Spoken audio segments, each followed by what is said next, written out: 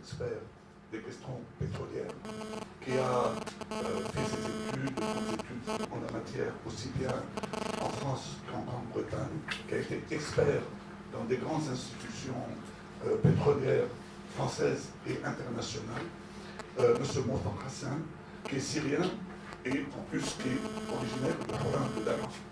Bon, vous êtes le bienvenu et je vais vous laisser la parole tout de suite. Bien entendu, comme il m'a expliqué, au début, il faut aller peu à peu, suivre peu à peu pour pouvoir avoir une idée d'ensemble, de l'ensemble de son exposé. Donc, c'est à vous. Cette présentation qui est un aspect parmi d'autres de problèmes au Proche-Orient et du Moyen-Orient et les pays limitrophes aussi, mais c'est un aspect qu'on a souvent essayé si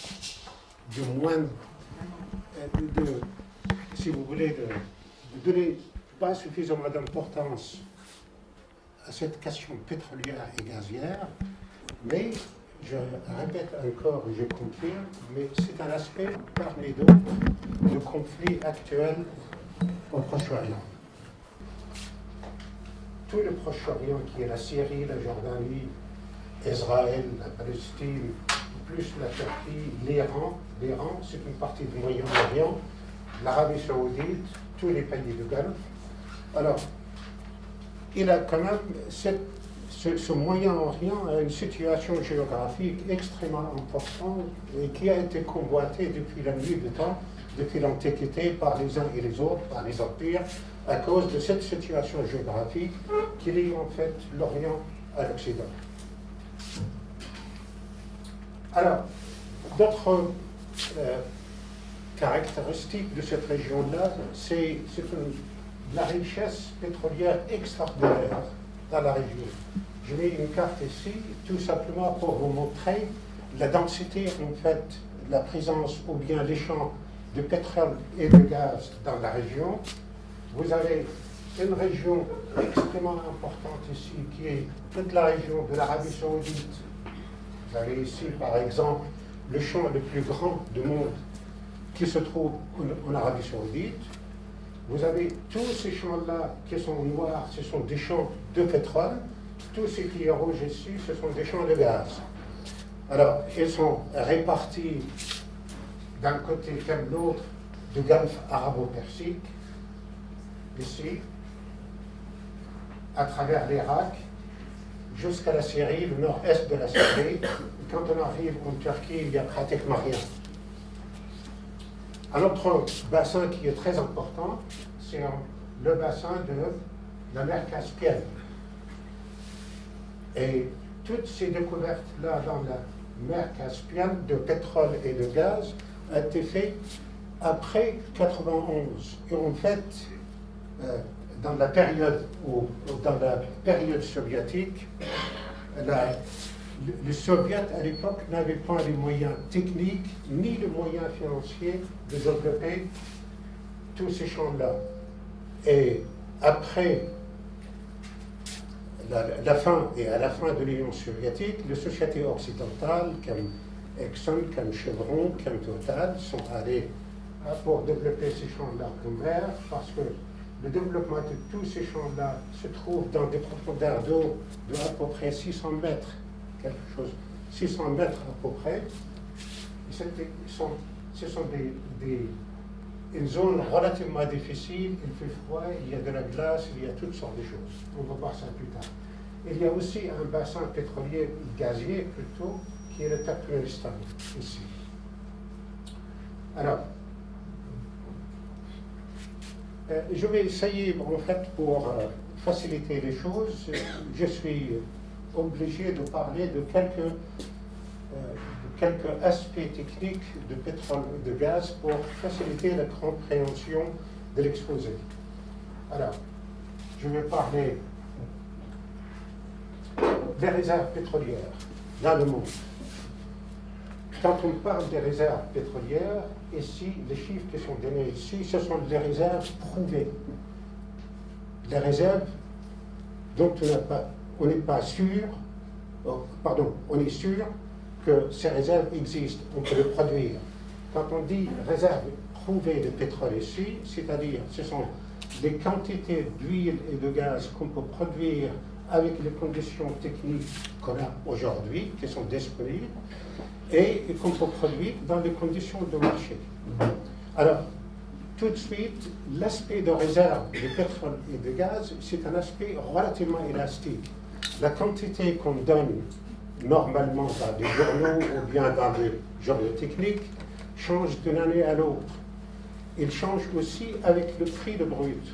Par exemple, si le prix de brut et le prix de gaz sur le marché mondial changent, la quantité de réserve change. Tout simplement parce que à un prix bien déterminé, par exemple quand le prix baisse de pétrole, il y a énormément de champs qu'on ne peut plus produire parce que la production de ces champs-là devient ne plus rentable. Donc nous sommes obligés d'arrêter en fait la production. Et donc les réserves qu'on peut produire par exemple à $50 le baril changent totalement des réserves qu'on peut produire quand le prix du baril est $25. Donc ça c'est un aspect très important à comprendre, que la quantité de réserves qu'on peut produire, ce qu'on appelle les réserves prouvées, est quelque chose lié totalement au prix du pétrole. Et bien sûr, est lié à la capacité technique de produire ces réserves-là. Alors, ce qui est important ici, de regarder le Moyen-Orient. Les réserves au Moyen-Orient représentent 50% des réserves mondiales. 50%.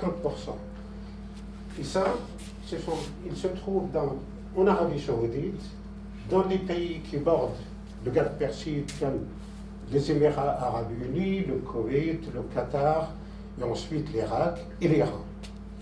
Ces pays-là possèdent la moitié des réserves mondiales de pétrole. Alors, d'autres pays, par exemple, comme les États-Unis, ici, l'Amérique du Nord, représentent simplement 14% des réserves mondiales de pétrole. Et la plupart de ces réserves en Amérique du Nord se trouvent en fait au Canada, pas aux États-Unis. Les États-Unis, qui est en fait le pays qui consomme le maximum aujourd'hui de brut, n'ont pas suffisamment de brut pour produire pour les 30 ans ou 40 ans qui viennent. Or, les réserves au Proche-Orient ou bien au Moyen-Orient, ce sont des réserves qui sont capables de fournir le marché à la consommation actuelle pour probablement 100 ans. Il y a certains pays qui peuvent produire en fait du pétrole pour les 150 ans qui viennent. Alors pour le gaz, les réserves gazières, encore la même chose. Les réserves gazières, le Moyen-Orient possède à peu près 43% des réserves prouvées de gaz. Prouvées de gaz. Ça, ce sont des chiffres qui sont de 2014. Ici, je mets trillion mètres cubes. Le trillion, en fait, on ne l'utilise pas tellement en français, c'est 1000 milliards de mètres cubes de gaz. 1000 milliards. La quantité sont tellement énormes, nous sommes obligés, en fait, d'utiliser des unités comme trillion et milliards, et ainsi de suite. Alors, le gaz ici, encore d'Amérique du Nord, possède à peu près 6% des réserves mondiales de gaz. Et vous avez l'Europe et l'Eurasie, qui est en fait la Russie, et l'Asie centrale possèdent 30% des réserves mondiales de gaz. Alors, un petit mot sur la consommation, l'historique de la consommation de pétrole et de gaz. Parce que je suis trop près là. Il y a trois choses qu'on consomme. Vous avez la consommation d'huile, ici, la consommation de gaz qui est en rouge, la consommation du charbon. Alors, on voit, et le reste, ça c'est l'hydraulique ou bien l'énergie nucléaire qui devient quand même relativement important dans la consommation mondiale d'énergie. Vous avez ici la consommation de pétrole qui est en train de platir depuis quelques années. La consommation en gaz augmente toujours. Et c'est probablement l'énergie de notre siècle parce que on essaie, toutes les choses qui marchent sur le pétrole sont petit à petit converties pour qu'ils marchent sur le gaz. Le charbon, normalement, devrait baisser, mais malheureusement, il n'a pas baissé. La raison pour laquelle le charbon, depuis à peu près une dizaine d'années, augmente, la consommation du charbon, c'est à cause du prix du pétrole qui était très élevé. Quand le pétrole, en fait, après 2009-2008, a augmenté de à peu près 30 à 40 dollars le baril, et est monté jusqu'à 50 et ensuite 100, même 120 dollars le baril, et bien les gens ont commencé à utiliser le charbon parce que le charbon était nettement moins cher. Voilà. Alors, pour la consommation ici, je voudrais mentionner quelque chose. Les gens qui consomment le plus dans le monde sont en général, c'est les États-Unis. Les États-Unis consomment aujourd'hui à peu près 19 millions de barils par jour de brut, de pétrole brut. 19 millions. Eux, ils produisent quelque chose comme 11 à 12, et le reste, ils l'emportent de l'extérieur. Donc, ils sont toujours importateurs d'énergie à l'extérieur. La consommation par tête aux États-Unis est à peu près 7 tonnes d'énergie, en fait, exprimée, 7 tonnes exprimées en ce qu'on appelle équivalent pétrole. C'est-à-dire, on convertit le gaz, on convertit le charbon, on convertit aussi l'énergie nucléaire et tout ça. Un Américain consomme à peu près 7 tonnes d'énergie, ou bien exprimée en pétrole par an. En Europe, un Européen comme en France, comme en Allemagne, on consomme la moitié des Américains par tête. Et dans d'autres pays, bien sûr, en Asie, comme le Bangladesh, au lieu de consommer quelque chose comme 7 tonnes aux États-Unis, eux, ils consomment 200 kilogrammes. Voilà. Alors, le marché, il faut, bien sûr, quand il y a un marché, il y a une sorte d'inégalité pour avoir des parts de marché. Le marché de pétrole dans le monde, il y a 3 zones qui sont extrêmement importantes. Vous avez les États-Unis ici, où la consommation est à peu près 19 millions de barils par jour. Ils sont importateurs aujourd'hui de 9 millions de barils par jour. Et tout ce pétrole vient essentiellement du Proche-Orient et une petite partie vient aussi de l'Amérique du Sud et de l'Afrique. L'Europe consomme 12 millions de barils par jour, 12 millions de barils par jour, qui viennent aussi essentiellement du Moyen-Orient et de la Russie. Ça, ce sont en fait la Russie et le Moyen-Orient, ce sont les gros exportateurs de pétrole vers l'Europe. Et le troisième marché, c'est le marché asiatique, où, parce qu'il n'y a pas beaucoup de pétrole en Asie, comme vous avez vu, il y a à peu près 2% ou quelque chose comme ça de réserves mondiales qui existent en Asie. Les Asiatiques importent quelque chose comme 27 millions de barils par jour. Et la plupart de ce pétrole-là vient du Moyen-Orient et de la Russie. Donc, voilà, ça, ce sont les marchés, les 3 marchés qui sont très importants dans le monde. Il y a aussi des marchés qui sont à l'intérieur, par exemple, des États-Unis, entre le Canada, il y a beaucoup d'échanges, parce que le Canada a beaucoup de pétrole, il produit pas mal de pétrole, et ce pétrole-là, il y a une grosse partie qui est exportée vers les États-Unis aussi. Alors, la chute du prix du pétrole, on voit tout de suite ici, le pétrole, il y a 2 ans, 3 ans, il était quand même à 120 dollars le baril. Et aujourd'hui, il y a 3 choses, il y a 3 causes principaux pour la chute, en fait, de prix de brut. de pétrole. Quand je dis brut, ça veut dire le pétrole, liquide.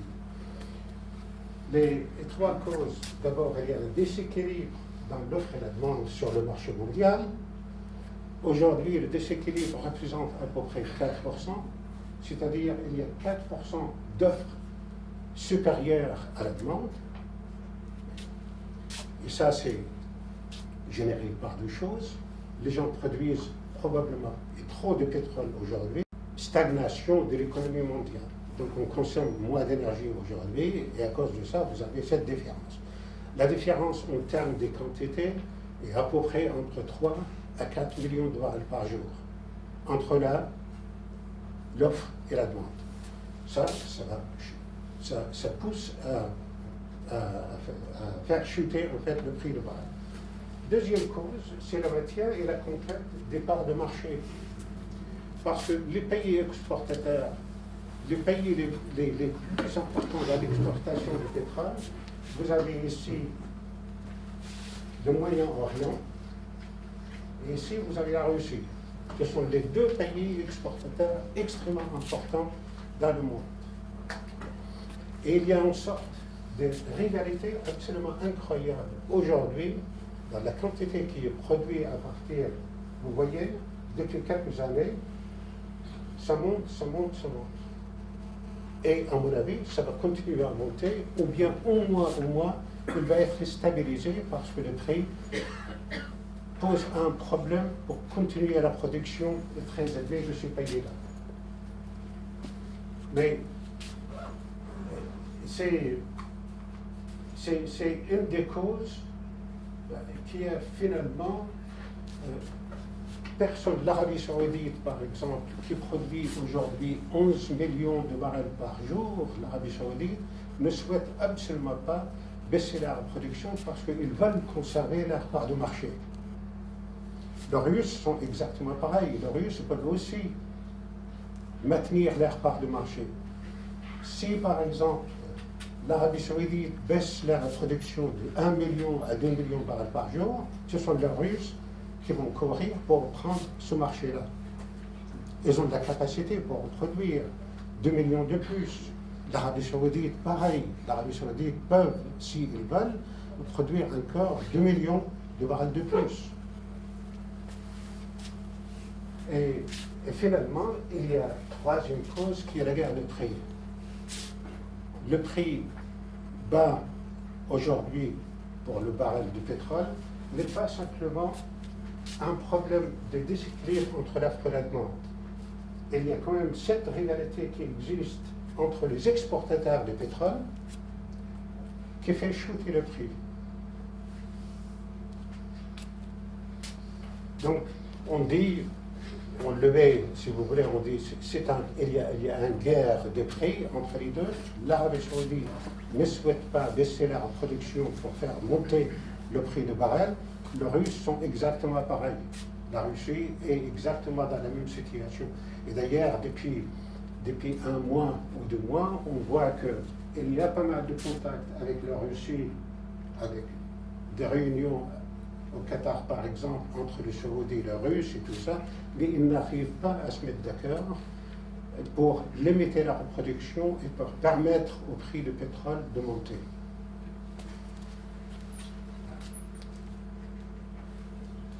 Alors, quand il s'agit de gaz ici,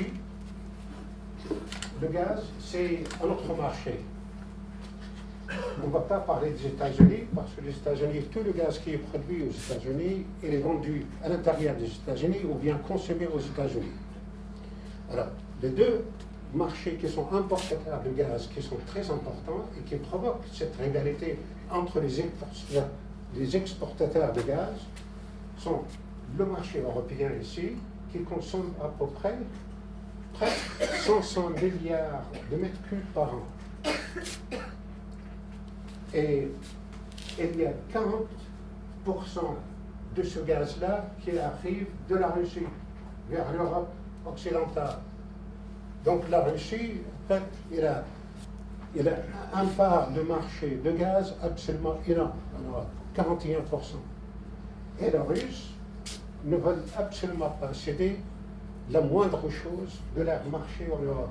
L'autre marché gazier qui est très important, c'est l'Asie et l'Asie-Pacifique. Surtout la région, surtout le Japon, la Corée du Sud, qui sont des gros consommateurs de gaz, et vous avez la Chine. Alors ici, tout ce qui est en flèche rouge, c'est l'exportation de gaz de ces pays-là par des gazoducs. Le tremblement de terre ici, la mer est profonde, et il y a beaucoup de tremblements de terre, et il est très difficile de mettre de pipeline, par exemple, entre ces pays-là comme l'Indonésie, comme la Malaisie, qui produisent beaucoup de gaz, et avec le Japon. Donc, tout le gaz qui est livré, ou bien tout le gaz qui est livré au Japon, le Japon est un consommateur de gaz énorme, c'est le gaz liquéfié. Alors, le problème du gaz liquéfié, pour liquéfier le gaz, il faut avoir des usines absolument immenses, qui coûtent atrocement cher. Des usines de liquéfaction de gaz. Parce qu'il faut descendre la température de gaz à moins 160 degrés pour pouvoir le liquéfier. Et après, il faut le transporter par des bateaux spécialisés qui s'appellent des métalliers, qui coûtent très très cher et qui ne peuvent pas transporter les mêmes quantités que des tankers de pétrole. Leur, en fait, volume est limité. Donc, sur cette distance-là, quand on transporte des gaz liquéfiés de Qatar vers le Japon, le gaz est transporté à moins 165 degrés centigrades. Il y a une partie de gaz qui s'évapore sur la région, qu'on utilise pour faire marcher les bateaux, en fait. Et ce qui reste, c'est livré au Japon et à la Corée du Sud et la Chine. Alors, les marchés gaziers, alors les trois acteurs vraiment principaux pour les marchés gaziers, en dehors de l'Europe, parce qu'il y a une partie de la livraison de gaz vers l'Europe occidentale qui vient de la mer du Nord. C'est la Norvège qui livre à peu près 100 milliards de mètres cubes par an à l'Europe de l'Ouest. La Hollande ici, ce sont les deux pays, c'est-à-dire la livraison pratiquement, ou bien 80% de la livraison de gaz vers l'Europe de l'Ouest vient de la Russie, la moitié ou bien 40% vient de la Russie, et 40% vient de la mer du Nord et la Hollande, et le reste vient d'autres pays comme l'Algérie, un petit peu la Libye, et un petit peu de gaz liquéfié qui arrive du Qatar. Et de l'Algérie aussi. Alors, les trois acteurs principaux de le marché gazier, en dehors de l'Europe, vous avez la Russie, l'Iran et le Qatar. La Russie et l'Iran et le Qatar, ce sont les trois pays qui possèdent le plus ou bien le maximum des réserves gazières dans le monde. Alors, le premier dans le monde, c'est soit les Russes, soit les Iraniens. On ne sait pas exactement, mais ils ont à peu près la même quantité de réserves chacun. Le Qatar vient en troisième position. Il y a d'autres fournisseurs de gaz aussi, comme le Turkménistan, qui est un pays de 5 millions d'habitants, dans l'Asie centrale, qui possède la quatrième quantité de gaz dans le monde. Et qui commence à exporter, qui a exporté en fait vers la Chine, qui exporte une partie vers la Russie. Ce sont des accords anciens entre l'Union soviétique et l'Asie centrale. Et voilà. Donc en fait, la Russie ici, qui domine pratiquement 40% de l'exportation de gaz vers l'Europe de l'Est, comme je disais tout à l'heure, n'entend absolument pas céder une part de ce marché aux autres. Et c'est là qu'il crée la rivalité, entre ces pays-là. Vous avez ici la réserve trouvée de gaz, vous avez l'Iran, il y a 34 000 milliards de mètres cubes de réserve en Iran, vous avez 32 en Russie, c'est à peu près pareil. Le Qatar, le petit pays de Qatar qui a 1 million d'habitants simplement, possède 24.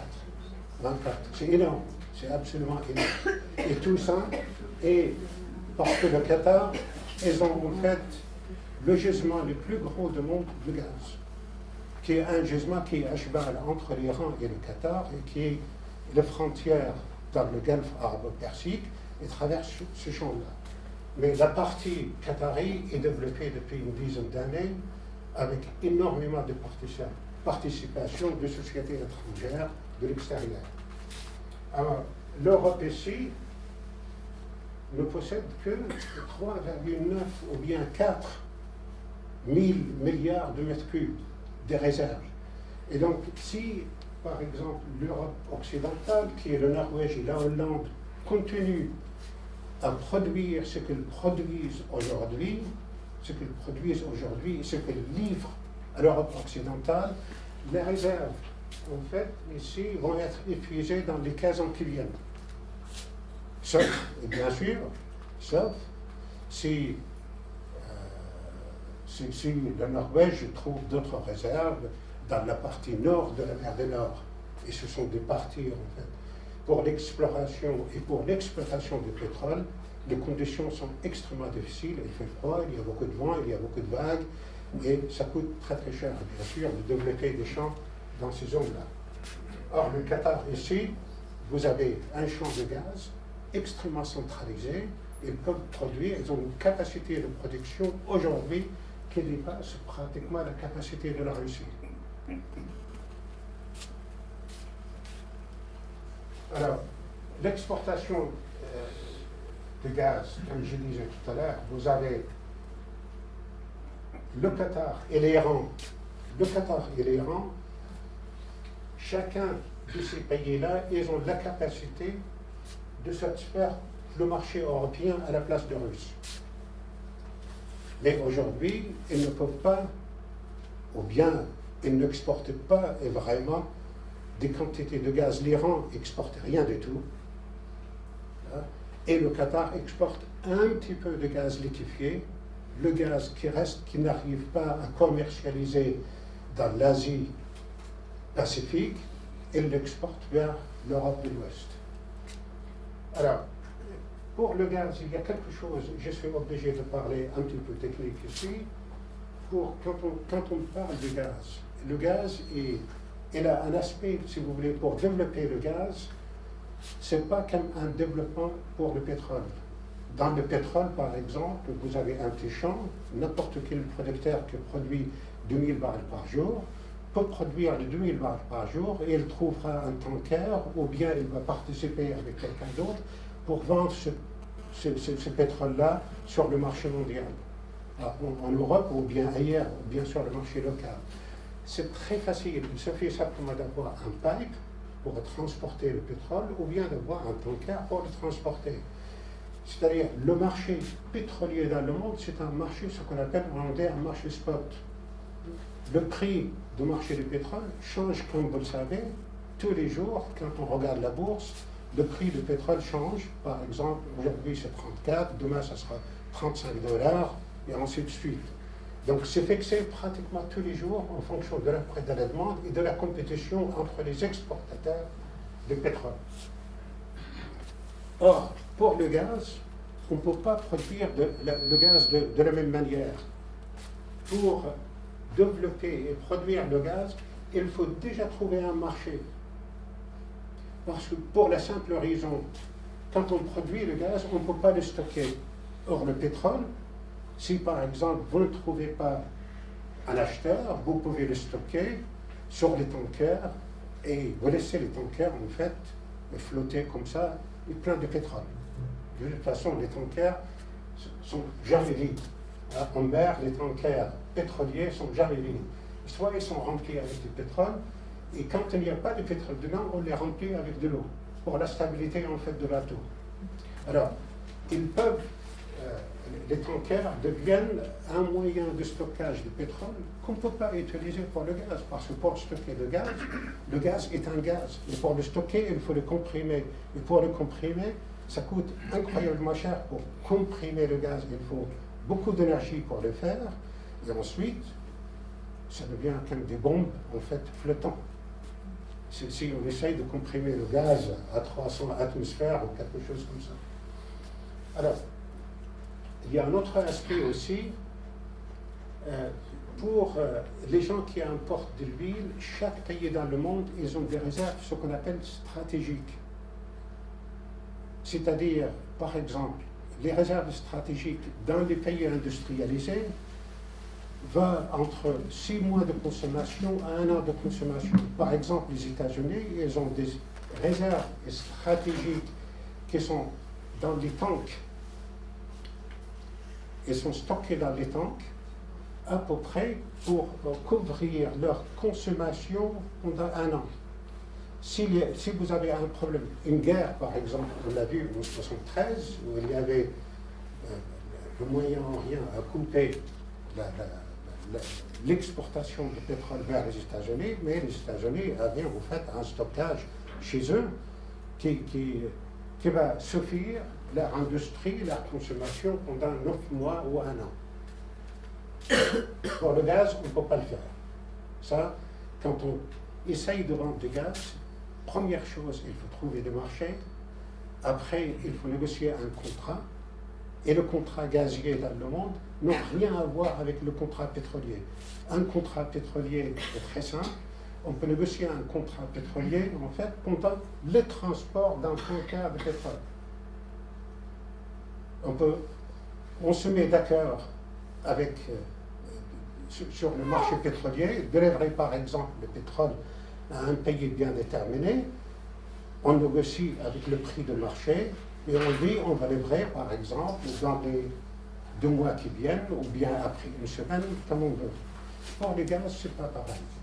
Pour le gaz, pour pouvoir livrer de gaz, déjà, il faut avoir un consommateur. Si vous n'avez pas de consommateur, vous ne pouvez pas, en fait, produire le gaz.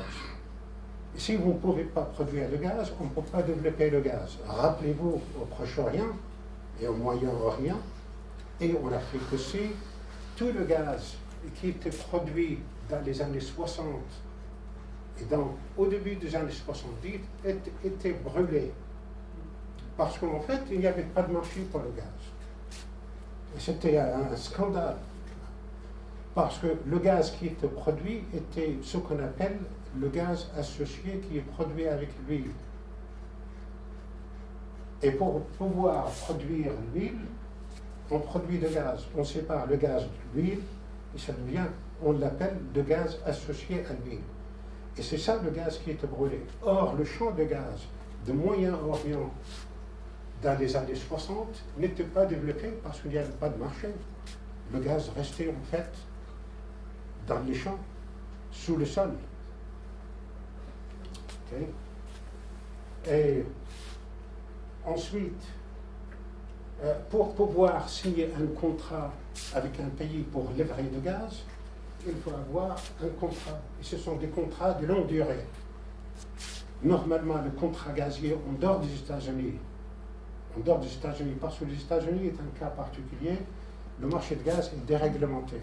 Il y a tellement de réseaux, il y a tellement de producteurs, n'importe qui peut mettre un petit peu de gaz dans le pipeline et livrer, par exemple, aux consommateurs.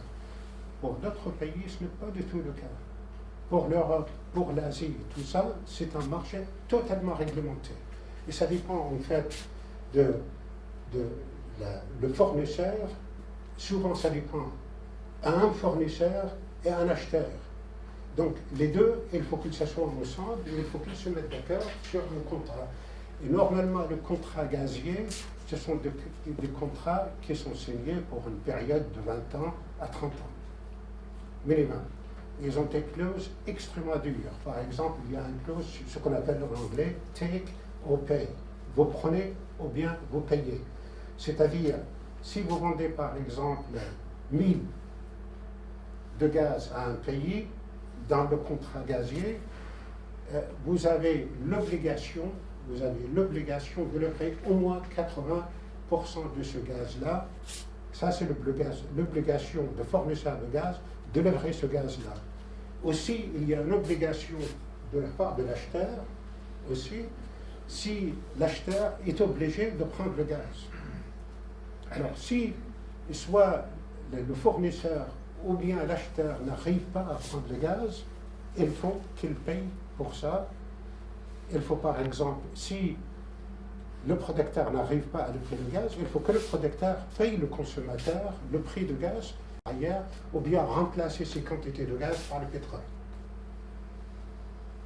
Ça, ce sont des contrats gaziers. Et pour vous donner simplement un exemple, un contrat gazier, souvent, pour négocier un contrat gazier, il faut un minimum de 5 ans, souvent 10 ans. Et moi, j'ai vu de contrats personnellement dans le monde qui ont duré pendant 15 ans de négociation.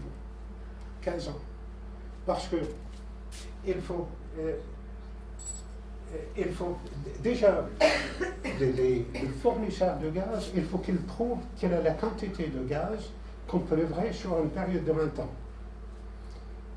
Et pour le prouver, il faut certifier ces quantités de gaz. Et la certification des quantités de gaz qui sont livrées aux autres sont certifiées par des organismes indépendants. Vous avez par exemple des comités de consultants qui viennent de l'extérieur, qui sont embauchés par un accord entre le consommateur et le producteur, qui eux font la certification. Et le système de certification des champs gaziers, c'est un système extrêmement long parce qu'il faut forer beaucoup de puits, ça coûte extrêmement cher et après il faut présenter le résultat pour prouver que vous avez suffisamment de gaz pour livrer pour 20 ans. Pourquoi ça? Parce que dans le gaz, en fait,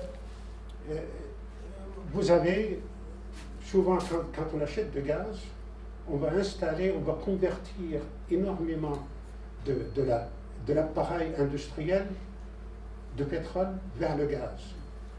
Et pour pouvoir le faire, si vous voulez, c'est un investissement absolument énorme. Il faut s'assurer que vous avez en fait suffisamment de quantité de gaz qui sont livrées par le vendeur pendant une période très très longue. Et on parle toujours de 20 ans à 30 ans parce que pour tout projet industriel, la vie en fait critique sur le plan économique, c'est à peu près 20 à 30 ans. Voilà. Parce que souvent, les projets industriels, à moins de 15 ans, ne sont pas rentables. Si on n'arrive pas à faire marcher un projet pendant plus de 15 ans, le projet n'est plus rentable.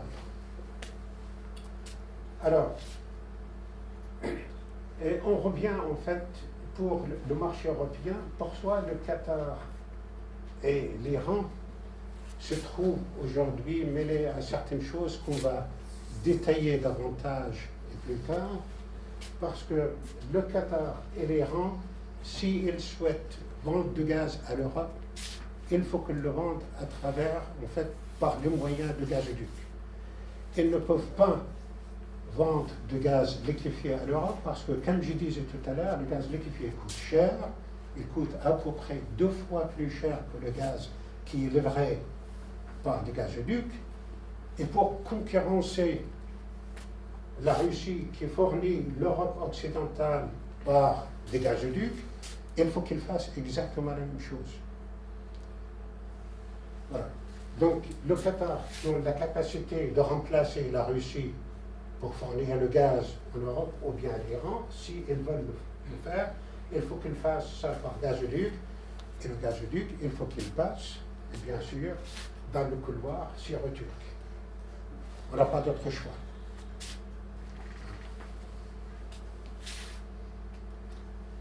Alors, voilà, simplement pour donner quelques chiffres sur les importations vers l'Europe, qui est un marché énorme.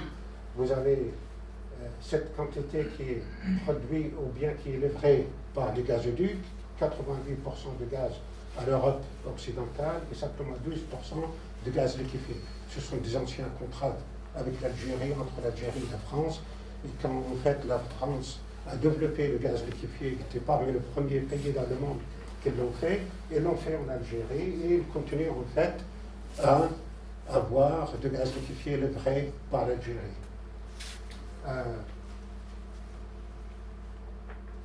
Alors, pour les gazoducs russes, on voit tout de suite vers le marché de l'Europe occidentale.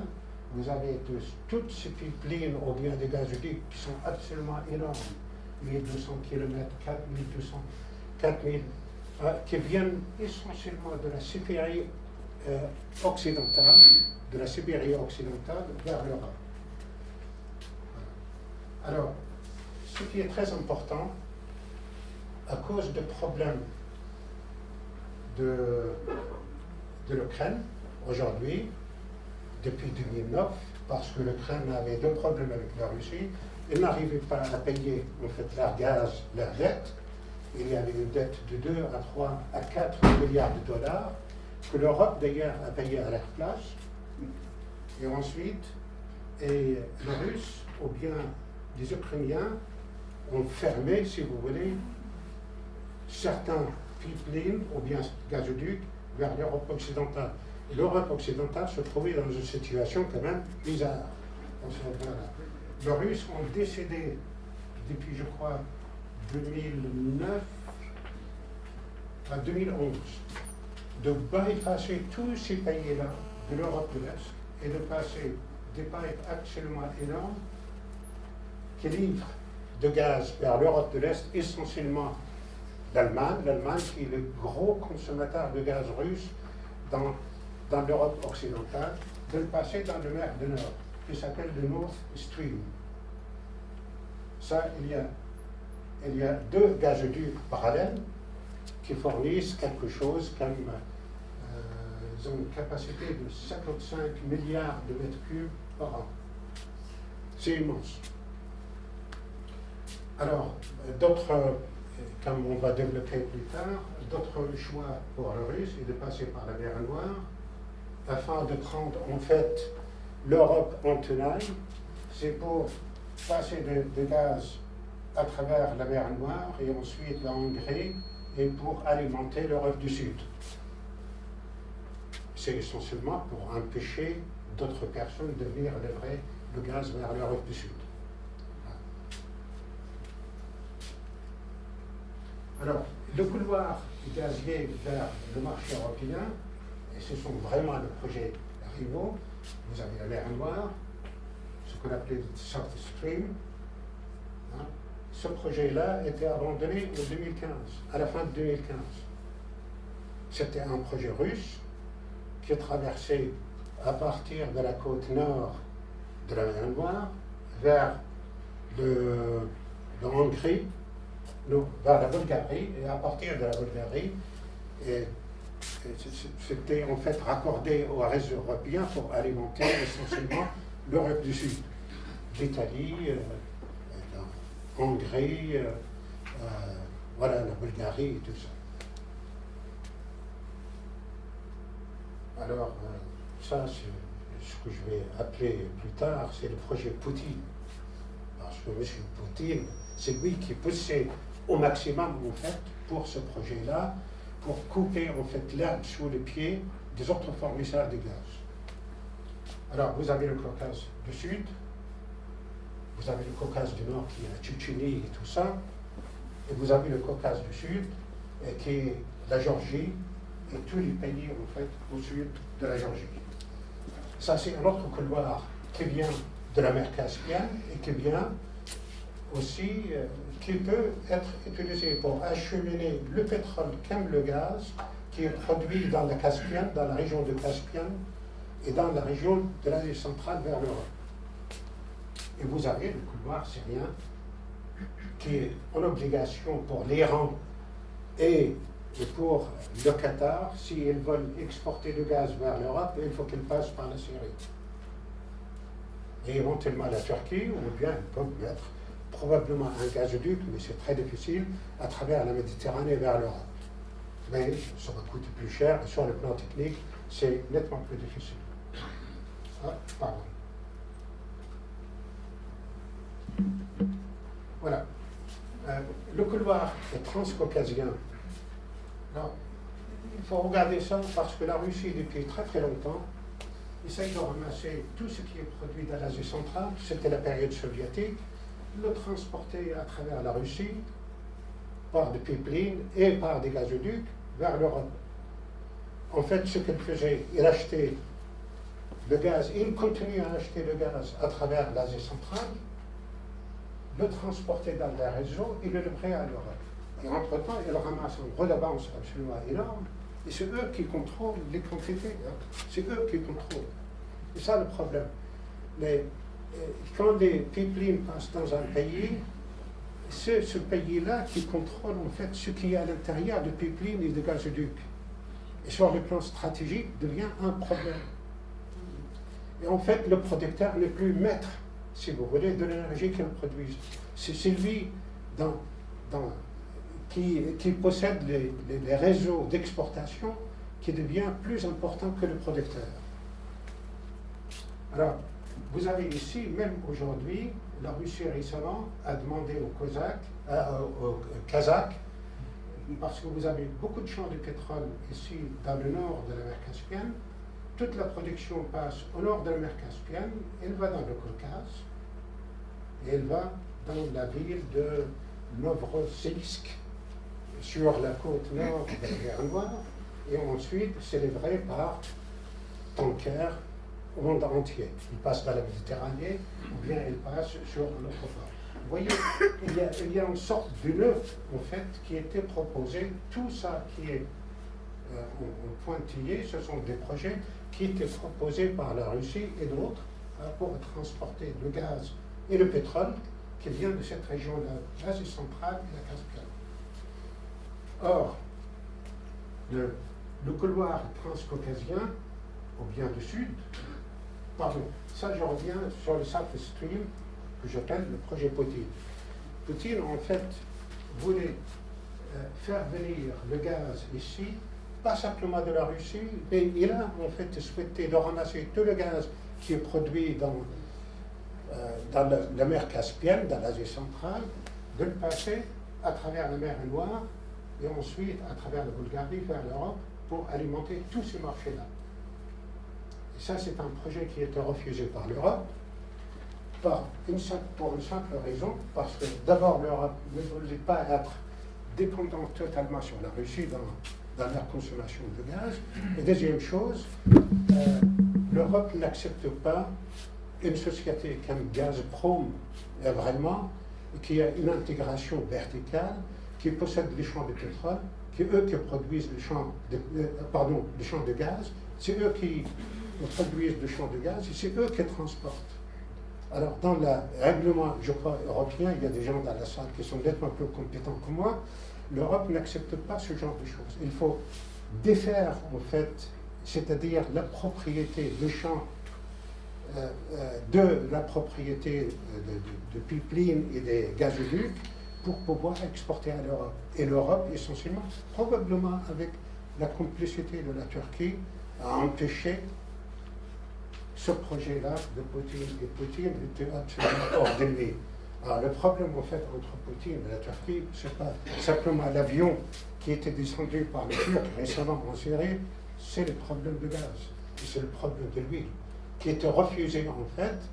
Et vous allez voir, les Turcs, ils ont un intérêt dans ça, parce que les Turcs sont avec des sociétés occidentales, comme Chevron, comme Exxon, comme Total et tout ça, comme BP, ils sont actionnaires dans tous les champs, dans le Caspien, que ce soit des champs de gaz ou bien des champs de l'huile.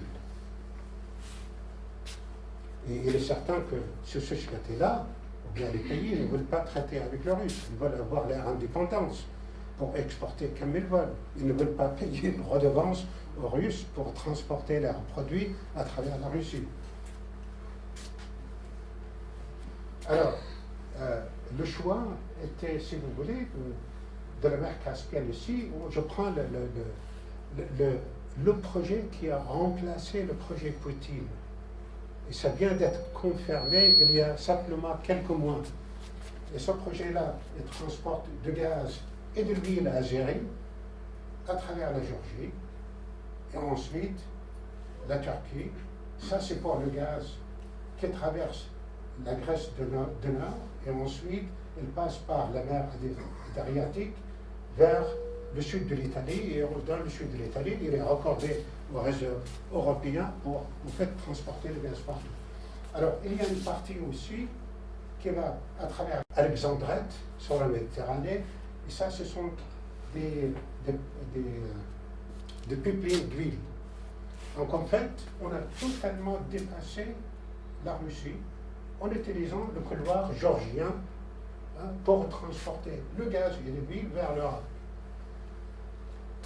Alors, le couloir syrien, c'est ça ce que je parlais. Alors, je trouvais ce schéma-là dans une publication.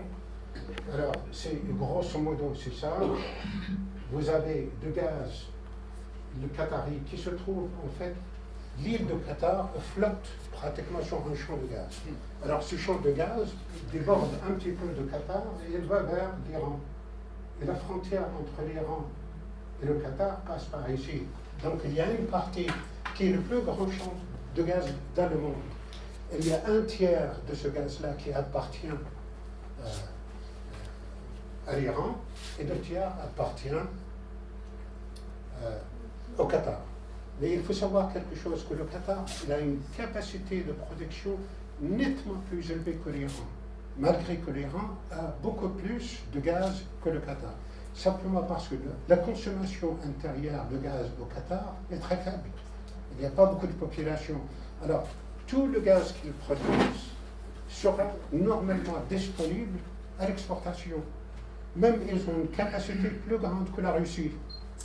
Vous avez, la Russie à peu près produit aujourd'hui 600 milliards de mètres cubes par an de gaz. Ils exportent 200, un tiers, mais eux-mêmes, ils consomment à l'intérieur de la Russie 400.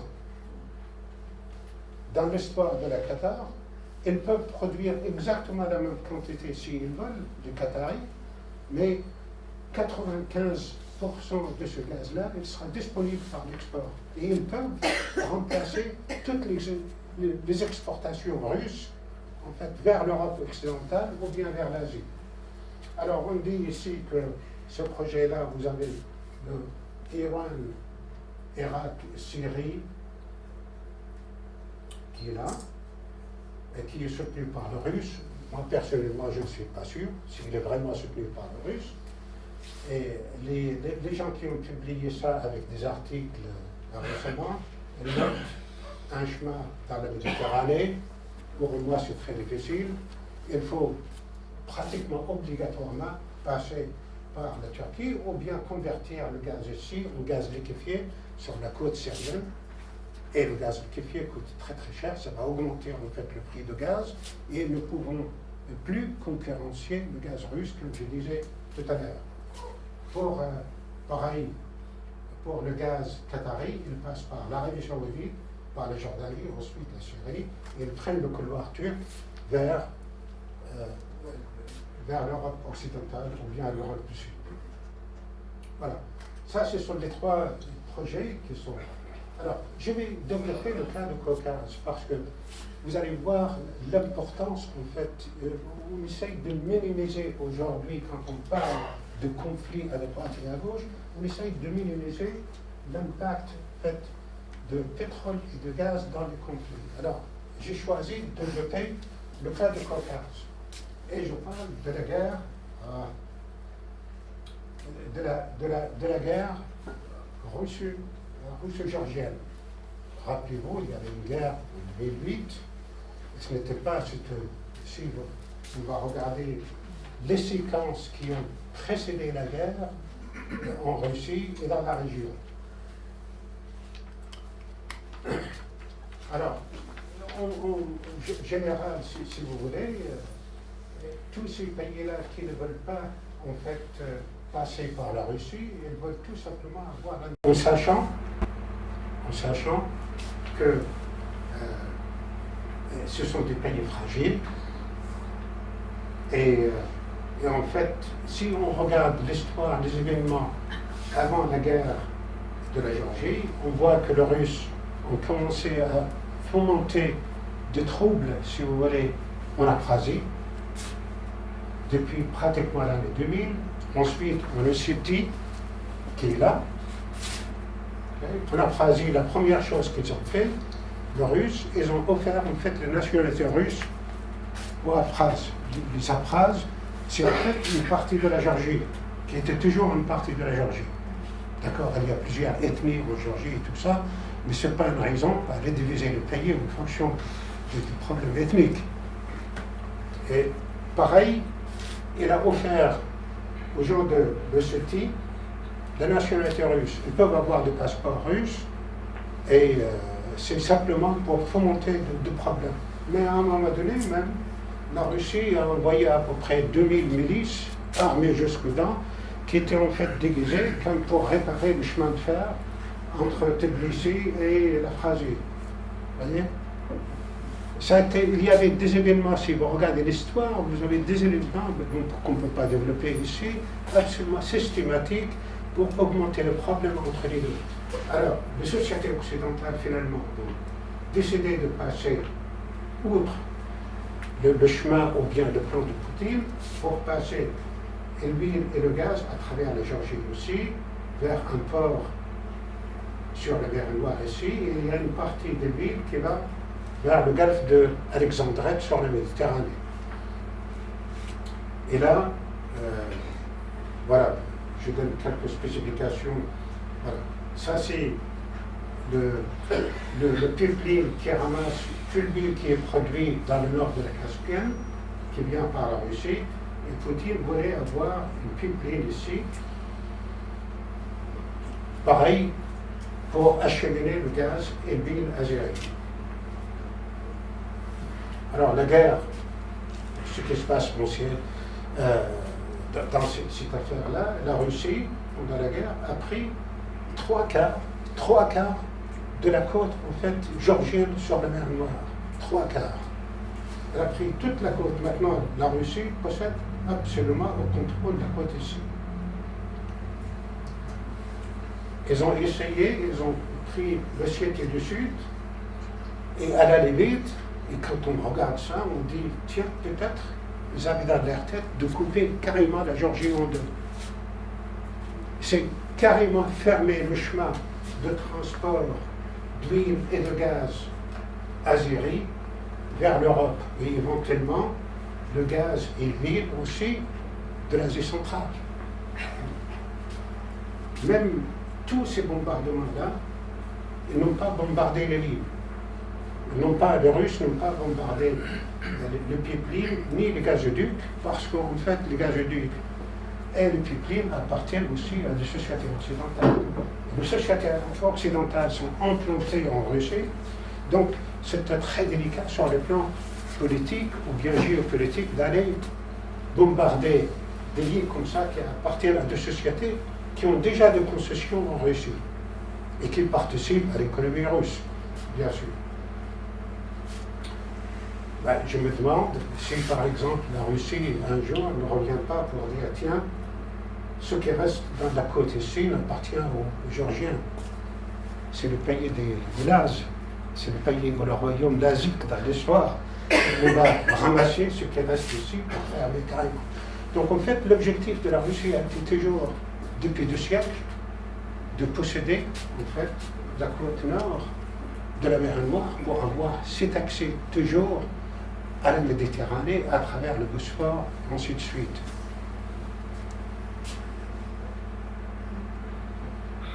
Alors, je reviens vers la Méditerranée orientale. La Méditerranée orientale ici, vous avez récemment, ou depuis quelques années, il y avait des gaz qui étaient découvertes dans la zone maritime économique d'Israël. Et c'était une société américaine qui a découvert quand même des quantités pas du tout négligeables dans le offshore israélien. C'est à peu près à 100 km de Haïfa, entre Haïfa et Chypre.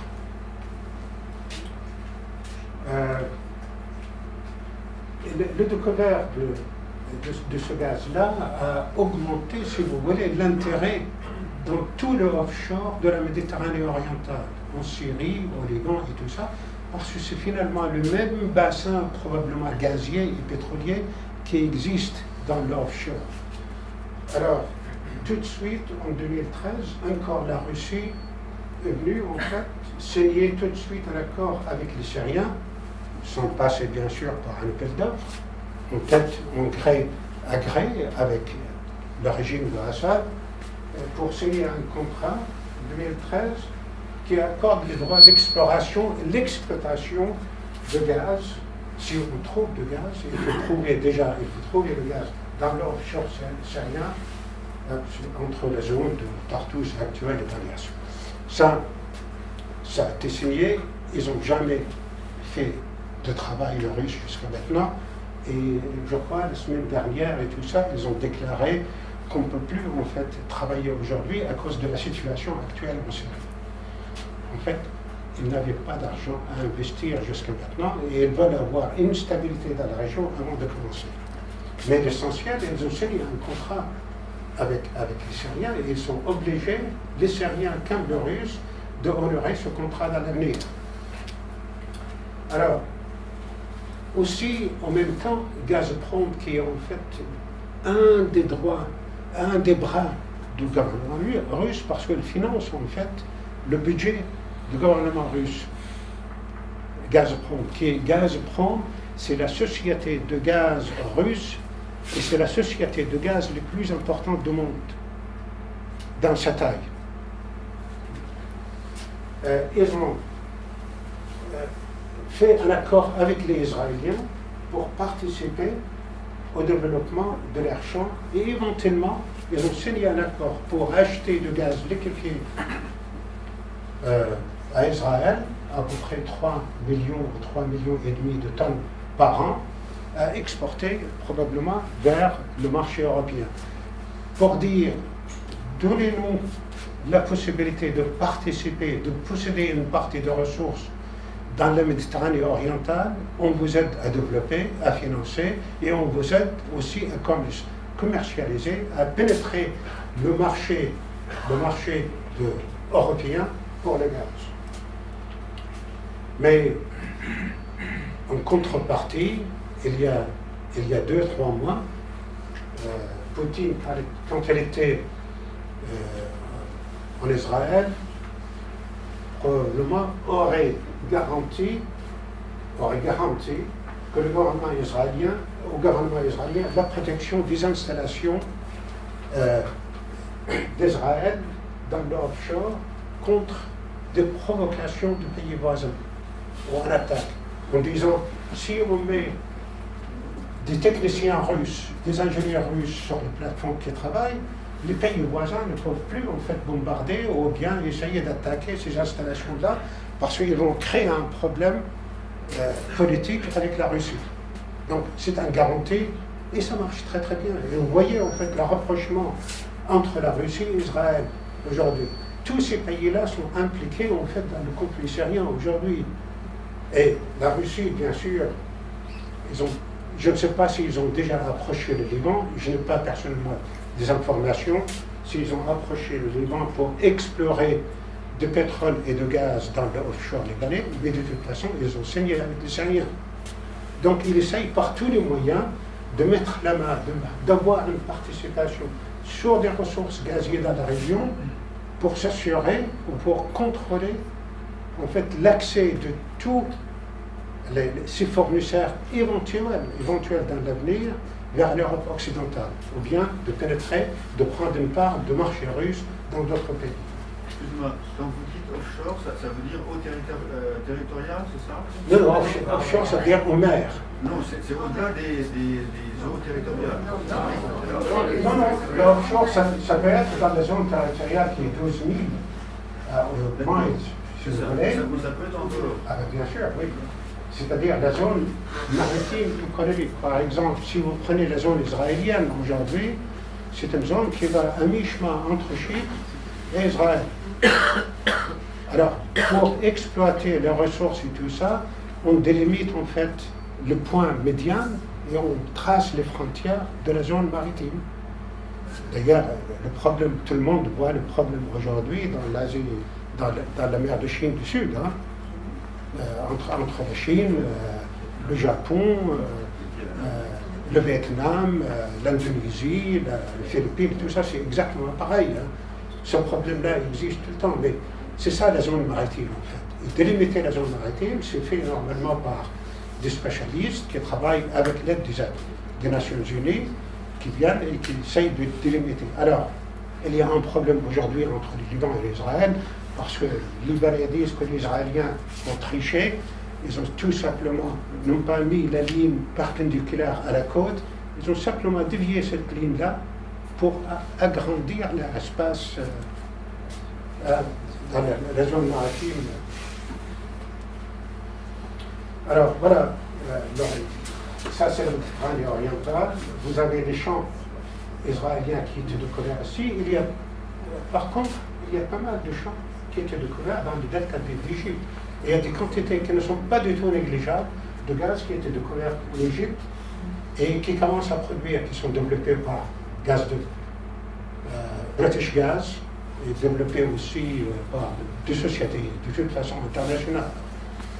Et vous avez même un champ qui en fait appartient à Gaza, mais les Israéliens, ils ont tout de suite mis la main sur le gaz qui était découvert dans l'offshore de Gaza, parce qu'ils ne reconnaissent pas tout simplement l'offshore de Gaza. Alors, la zone syrienne, c'est Tripoli au Liban, c'est apporté ici, ça démarre juste au nord de Tripoli. C'est ça, la zone de la Syrie. Après, c'est la Turquie, c'est la Grèce qui est impliquée, ce Chypre. Ça devient extrêmement compliqué. Et toutes ces lignes-là que je montre ici, en fait, ce sont des lignes sismiques qui étaient tirées pour simplement déterminer la structure du sous-sol. C'est une manière d'explorer pour l'huile et le gaz. Alors, la Syrie dans tout ça, vous voyez, la Syrie a des ressources pétrolières, mais ce n'est pas des ressources pétrolières et gazières de la Syrie qui ont à la base de conflits aujourd'hui en Syrie. C'est en fait la situation géographique de la Syrie qui est un des paramètres importants dans le conflit aujourd'hui syrien. Alors, vous avez des champs ici dans le nord-ouest qui sont aujourd'hui, entre guillemets, contrôlés par les Kurdes. Ce sont des vieux champs, les plus vieux champs syriens qui produisent depuis les années 60. Personnellement, j'ai travaillé ici en 68 et 69 comme ingénieur sur les champs pétroliers. Et ce sont des champs qui sont plus ou moins épuisés. Hein. C'est des billes lourdes avec beaucoup de soufre et tout ça qui ne produisent pas beaucoup. Et vous avez un autre centre des champs pétroliers, la région de Shaddad, ici, dans lequel il y avait des bagarres énormes entre les Kurdes et l'État islamique avec Daesh, dans la région de Shaddad. Ensuite, la zone de Roma, près de Deir ez-Zor, contrôlée par Daesh aussi. Et vous avez tout le gaz. Ça, c'est la plupart, en fait, ici, c'est de l'huile. Ici, c'est le gaz. C'est la chaîne palmyride qui est à côté de Palmyre, s'il vous plaît, une petite montagne de Palmyre. Au pied de ce montagne-là, il y a des structures pétrolières et dans lesquelles on a trouvé du gaz. Et le gaz que la Syrie consomme aujourd'hui, qui est en fait livré par Daesh au régime syrien, vient de ces champs-là. D'accord? On vous donne du gaz, vous nous donnez de l'électricité. C'est aussi simple que ça. C'est un marchandage. Pareil pour l'huile. On vend un petit peu d'huile. On a dit que Daesh vend de l'huile dans la Turquie, 5000 barils par jour. C'est énorme et tout ça. 5000 barils par jour pour la Turquie représente 0,3% de la consommation pétrolière. Daesh n'a pas intérêt de vendre de pétrole. Ça, c'était une provocation de la Russie contre la Turquie, en fait, récemment, pour dire, vous êtes coupable parce que vous emportez, en fait, le brut de la Syrie qui est fourni par Daesh aux Turcs. Et en fait, quand on regarde, Daesh n'a pas intérêt d'aller vendre de pétrole en Turquie parce que les Turcs vont acheter du pétrole de Daesh au prix international avec un rabais énorme. Or, Daesh a le moyen de vendre à l'intérieur de la région en Syrie ici et en Irak au marché noir, à 2 fois plus. Donc cette histoire-là, encore, c'est en fait la tension qui était alimentée par cette affaire-là entre la Russie et la Turquie, parce que la Russie n'arrive pas si vous voulez, à oublier l'histoire de tous ces pipelines qui passent, le couloir turc qui permet aux pipelines, aux gazoducs de l'Asie centrale, de la Caspienne de passer en Turquie. Et ils soupçonnent la Turquie qui était derrière le refus de l'Europe pour ce qu'on appelle le South Stream que Poutine voulait passer par le Myanmar. Alors, je montrais ici la quantité en fait de pétrole, si vous voulez. Maintenant, le secteur pétrolier en Syrie, je parle un petit peu de ça parce que ça m'intéresse, c'est mon pays et c'est le pays de pas mal des gens parmi vous. Pour remettre en fait le secteur pétrolier et gazier en Syrie en marche un cœur, il faut quelque chose autour de 5 milliards de dollars. Vu la quantité de puits probablement qui étaient abîmés par n'importe quelle méthode de production, les installations qui étaient détruites par les bombardements aussi, et aussi pour remettre sur pied, si vous voulez, les institutions en Syrie pour former les gens, former à les expertises, parce que tous les gens qui avaient de l'expertise en Syrie sont déjà partis malheureusement.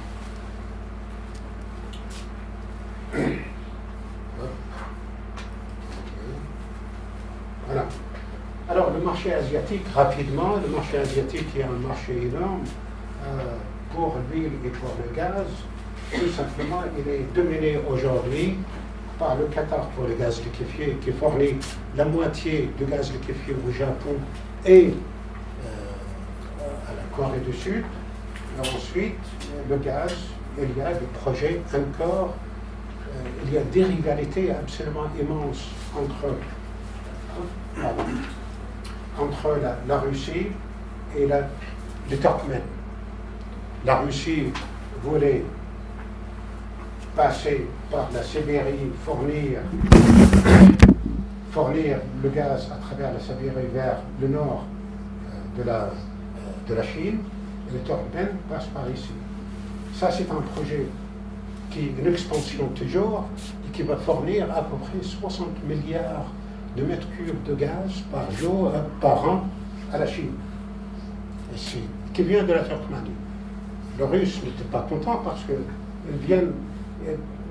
ont fait un accord avec les Chinois sur une période de 30 ans pour livrer de gaz russe à la Chine pour une valeur de 400 milliards de dollars sur cette période-là.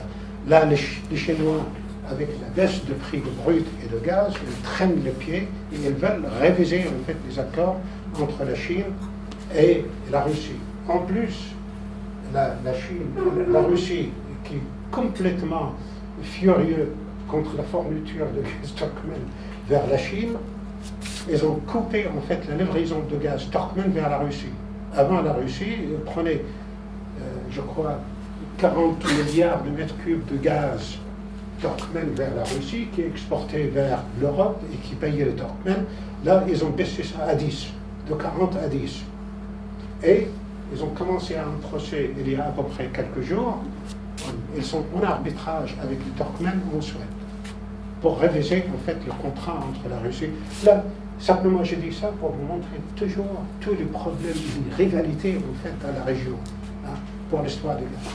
Et pour dire que ces affaires-là de gaz et de pétrole ne sont pas des affaires simples et sont des raisons pour pas mal de conflits.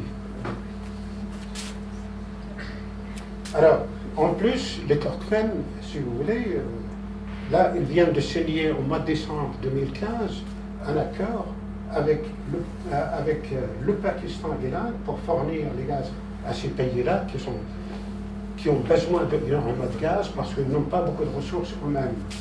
Et ce ligne-là passe par l'Afghanistan, ce qui est compliqué sur le plan géopolitique, si vous voulez. Il y a un problème de stabilité, il faut défendre ça. Mais il pense aussi, il y a une contrepartie pour tout ça, que la présence de gaz qui permet aux Afghans de gagner un petit peu d'argent va probablement promouvoir la paix entre ces régions-là et stabiliser probablement l'Afghanistan. Mais dans tout ça, on voit que l'Iran a été délaissé tout le temps. L'Iran, en fait, essaye de fournir le gaz au Pakistan et en Inde depuis 25 ans. Et personnellement, je faisais partie de l'équipe qui travaillait sur en fait, l'évaluation du projet en 93. Et c'était le projet pour fournir le gaz iranien et qatarien ensemble vers le Pakistan et l'Inde. Et on a travaillé pendant 1 an et demi. Les États-Unis, j'étais à l'époque à la Banque mondiale, là, les États-Unis n'ont pas permis en fait à l'étude de sortir. C'était le directeur américain à la Banque mondiale qui a refusé que l'étude sorte.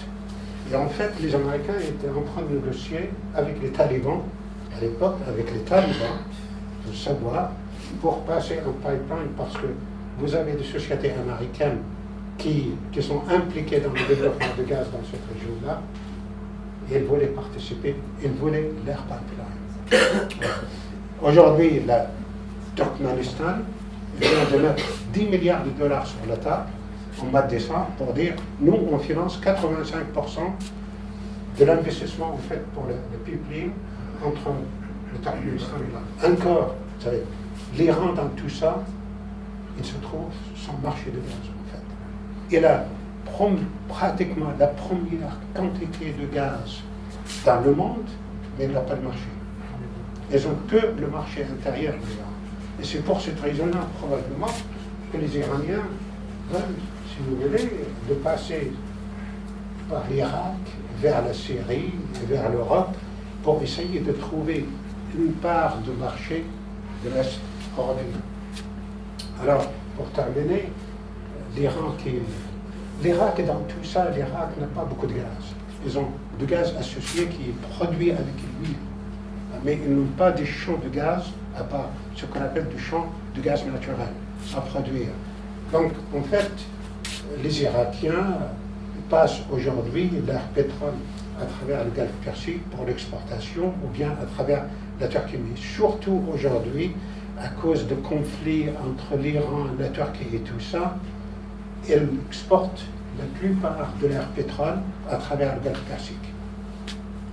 Alors, l'Iran qui est vraiment la première, probablement la deuxième puissance gazière du monde, ils n'ont jamais développé la gaz. Regardez les Qataris qui ont commencé dans les années 90, il y avait 150 milliards de dollars d'investissement au Qatar pour développer le gaz qatari. Il n'y avait pas un seul dollar qui était investi en Iran. C'est à cause simplement de la situation actuelle en Iran, le gouvernement actuel et la législation iranienne qui ne permet pas depuis 1953 aux sociétés étrangères d'avoir de contrats de partage pour l'huile et pour le gaz. C'est-à-dire une société étrangère qui vient de l'extérieur, il signe un contrat de partage avec le pays pour investir dans le développement et après il prélève une partie bien déterminée, négociée dans le contrat, de cette huile ou bien le gaz pour leurs propres besoins. C'est eux qui sont le propriétaire. L'Iran, par la constitution iranienne depuis 1953, depuis l'histoire de Mossadegh, interdit ce genre de choses. D'ailleurs, comme l'Irak, pareil, pendant la période de Saddam Hussein, l'Irak a toujours refusé de donner de contrats de partage aux sociétés étrangères, surtout aux sociétés américaines. Mais aujourd'hui, après la guerre en Irak, il y a toutes les sociétés américaines et occidentales sont représentées en Irak. Ils ont signé des contrats de partage partout sur les champs, en fait, irakiens qui existent. Mais à cause de la stabilité, mais là, elle commence à produire, d'augmenter la production et tout ça, après une période de stagnation sur le plan technique, mais il commence à faire des choses. Voilà. Alors, l'Iran a été toujours mis à l'écart, si vous voulez, vraiment des principaux marchés gaziers, que ce soit en Europe ou bien en Asie, comme on l'a vu.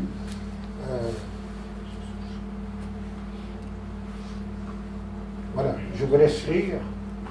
Et je me demande à la fin, est-ce que vraiment la Russie va tolérer la présence iranienne en Syrie aujourd'hui, ou bien permettre à l'Iran un jour de passer leur pipeline à travers la Syrie vers le marché européen. Merci. Merci. Impressionnant. Et je pense que vous avez tous beaucoup de questions à poser. Je vais commencer par une question, si vous permettez. Il y a un moment où vous dites qu'il y avait que la Russie était derrière un peu le projet iranien de passage par la Syrie. Oui, vous mettez back by Russia. Bon. Alors que tout le reste du développement va, au contraire, montre qu'il y a une contradiction capitale entre la Russie et l'Iran. Oui, ça a été en fait l'image, si vous voulez, a été publiée par, je ne sais pas, je ne me rappelle plus. Mais il y avait un article technico-commercial sur le développement qui ont publié ça. Personnellement, je ne crois pas. Je ne crois pas que la Russie va soutenir en fait ce projet-là. Ou bien si ils veulent soutenir le projet, il faut que les Iraniens payent très très cher, le Russe. Mais je ne vois pas pourquoi. La Russie aujourd'hui peut augmenter l'export de gaz vers l'Europe encore de 50 milliards de mètres cubes par an. Ils ne veulent pas avoir de gaz iranien dans les pieds. Hein. Mais je me demande si vraiment, on va voir dans les mois qui viennent jusqu'au bout les choses vont aller entre les Iraniens et les Russes en Syrie. Et deuxième question, et puis je n'ai pas compris quelle était la part comment est fait le marché chinois, qui doit être quand même un marché extrêmement important. Bon, la Chine consomme quel gaz? Il consomme du gaz turkmène aujourd'hui. Et Poutine vient de poser, en fait, il a allé au Chine l'année dernière pour sceller, ils veulent fournir, les Russes veulent fournir du gaz sibérien à la Chine. Mais les Turkmènes étaient plus vite que les Russes. En plus, les Chinois participent dans le développement et dans le financement de gaz de Turkmène. Ils ne participent pas en Russie. Donc ils ont donné une préférence au Turkménistan dans cette affaire-là. Et là, ils sont en train de négocier avec les Russes pour dire, écoutez, vous avez proposé de nous donner tant de gaz, mais le prix du gaz est beaucoup trop cher parce qu'ils sont en train de renégocier de nouveau le prix en fait, de gaz qui était signé dans le contrat. C'est une manière de traîner le pied. Et ça, en fait, quand on commence à négocier le prix de gaz entre deux pays, ça peut durer 2 ans. Pas 12 ans, 2 ans, 10 ans. Oui, facilement, oui. Question?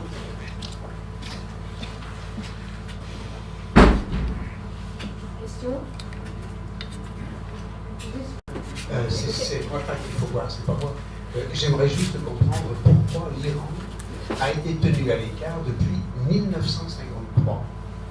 Pendant toute la période du Shah, pourquoi est-ce que l'Iran était à l'écart? Et la deuxième question, c'est tant qu'on puisse faire des prévisions, si d'aventure, dans le contexte d'un Iran qui revient sur la scène internationale, l'Iran parvenait à traverser et à s'offrir un passage vers l'Europe, qu'est-ce que pourrait faire la Russie? Elle ne va pas lui déclarer la guerre, mais alors qu'est-ce qu'elle pourrait susciter? Non, ils font la guerre aux petits pays, si vous voulez, la Russie, comme ils l'ont fait, par exemple, dans la région du Caucase. Hein? Mais ils ne vont pas aller faire la guerre à l'Iran. Mais on ne sait jamais. Hein? On ne sait jamais. Les Iraniens, au 19e siècle, étaient protégés par l'Empire russe, mais ils n'ont jamais, en fait, été là quand l'Iran a été attaqué par les Afghans. Hein? Voilà, parce que là, ils avaient en fait d'autres intérêts. Mais pour revenir à ça, en fait, en 1953, quand Mossadegh est arrivé au pouvoir, il a décrété, d'abord, ils ont constitué une société nationale iranienne qui possède toutes les ressources. Entre autres, il a nationalisé tout le pétrole et le gaz iranien d'un seul coup. Et ils ont décrété qu'ils ne peuvent pas laisser des sociétés étrangères participer en fait à la production et avoir leur part de l'huile et de gaz. C'est eux qui voulaient faire tout ça. Et ça a été dans la Constitution. Et je crois, ils ont continué comme ça. Après, quand les mollahs sont arrivés, le gouvernement islamique, si vous voulez, est arrivé au pouvoir en 1979, c'était la fin du tout. C'était terminé. Mais même le Shah voulait que les Iraniens, par nationalisme à l'époque, et qui était inscrit dans la Constitution, développent eux-mêmes leur... Pareil en Irak. En Irak, c'était pareil. Et c'est pour cette raison-là, pendant la période de Saddam Hussein a agacé tout le monde parce qu'il ne voulait pas permettre à Shell, BP, Exxon, Total, Mobil et tout ça de participer dans le développement des champs irakiens. En disant que ce sont des champs faciles à développer, nous sommes tout à fait capables de le faire. Et d'ailleurs, il y avait beaucoup d'expertise dans ces pays-là, en Iran et en Irak, pour faire ça. Et cette expertise, petit à petit, a été perdue. Était perdue parce que le régime était tel dans ces pays-là, et il continue à être tel, que beaucoup, en fait, de l'expertise est partie en Europe, aux États-Unis, partout. Oui, est-ce que le gaz de Gaza est hypothéqué par le fait que Hamas contrôle Gaza? Est-ce qu'il n'y a pas des accords liés à Camp David qui pourraient repermettre aux Palestiniens de prendre le contrôle de la réserve offshore? Quelle est la situation du point de vue juridique à ce sujet? Du point de vue juridique, si vous voulez, je ne connais pas, je dois dire, je ne connais pas tout à fait la réponse exacte à ça. Et d'ailleurs, vous n'auriez jamais une réponse exacte qui sera publiée. Et je pense que les Israéliens, maintenant, ils ont de la gaz, ils ont suffisamment de gaz pour fournir Israël pendant un siècle et demi. Ce qu'ils ont trouvé dans la Méditerranée, nettement plus supérieur à la quantité de gaz qui était trouvé en Israël, nettement plus supérieur que le gaz qui se trouvait à Gaza. Et à Gaza, c'est un champ qui aurait été très très bien pour les Gazaouis. Mais encore, pour développer, il faut trouver un marché. Alors le marché évident pour le gaz gazaoui, c'est Israël. C'est Israël. Qui d'autre? Et vous tirez un pipe vers Israël qui fait 100 km. C'est tout. Hein?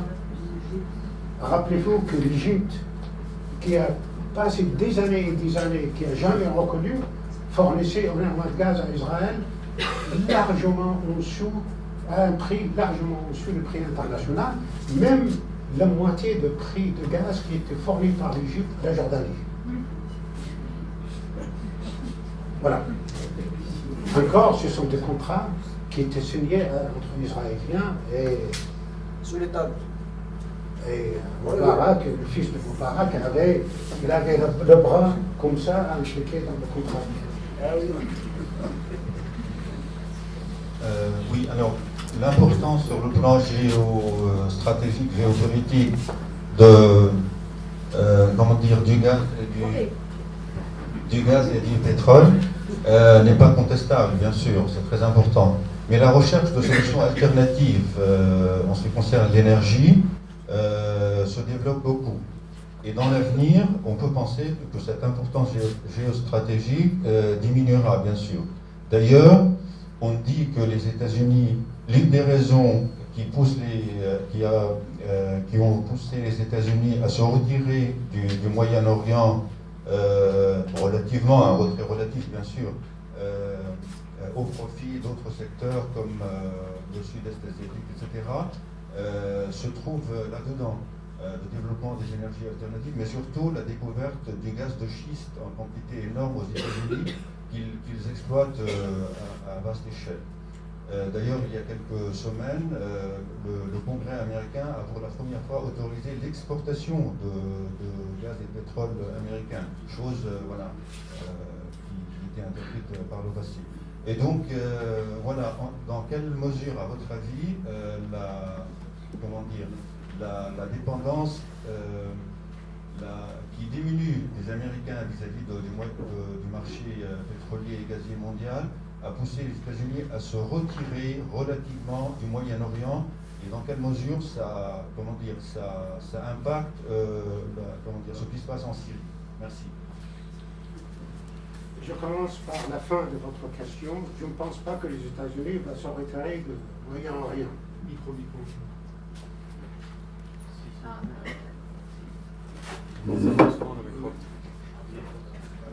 Ah oui.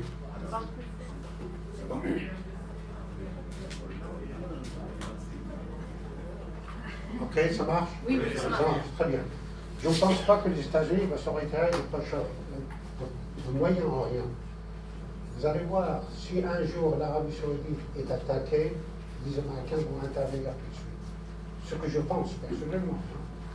D'autres personnes peuvent avoir d'autres avis. Mais l'histoire, en fait, si vous voulez, de renouvelable aux États-Unis, le gaz de schiste, l'huile de schiste, c'est autre chose. Effectivement, le Congrès américain a permis aux Américains d'exporter parce que les États-Unis n'avaient pas le droit avant d'exporter. C'est-à-dire, tous les produits de gaz, d'huile aux États-Unis étaient pour les Américains. Ils n'avaient pas le droit d'exporter à l'extérieur. Mais de toute manière, les États-Unis n'est pas exportateur, contrairement à ce qu'on entend à la télévision ou bien dans les journaux de temps en temps. C'est faux.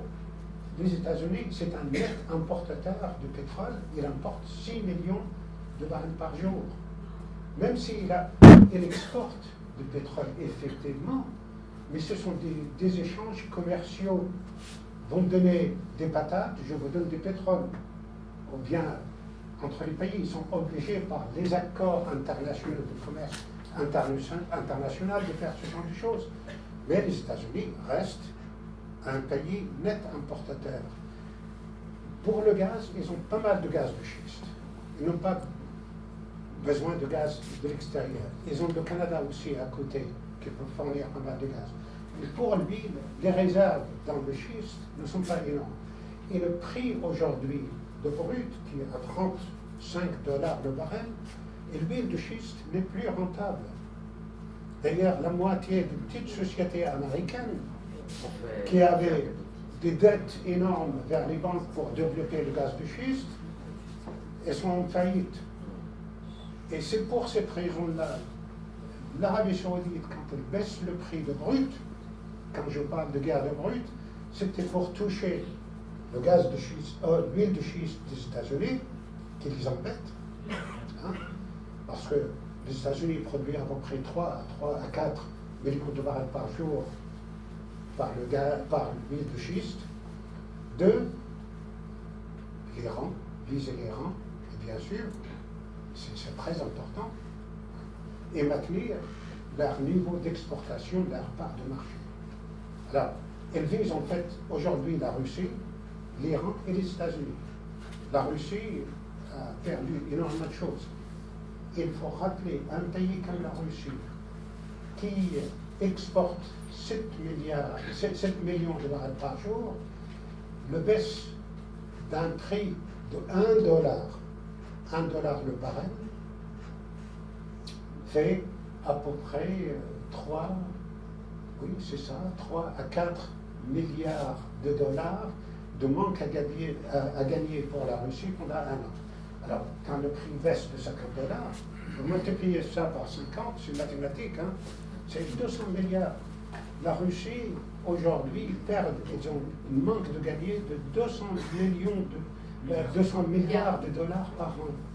Et alors, moi je pense, c'est mon avis personnel, que les deux pays, l'Arabie Saoudite, les grands exportateurs de pétrole, quand ils se trouvent devant l'impasse, ils ne sont pas encore, mais ils ne sont pas loin de l'impasse, ils vont s'asseoir ensemble pour négocier et pour faire quelque chose. Mais ils ne sont pas encore. Hein? Les Saoudiens disent, nous avons beaucoup de réserves, on peut faire ceci, cela. Il suffit pour le budget en fait saoudien. Les Saoudiens vendent 1 litre d'essence. Aujourd'hui, c'était à 9 cents américains. Le litre d'essence. Ils l'ont augmenté à 15. Ils ont énormément de marge. S'ils veulent en fait soutenir leur budget national, il suffit simplement de mettre $2 le litre. Parce que leur consommation intérieure, il y a 3 millions de barils par jour qui sont consommés en Arabie Saoudite.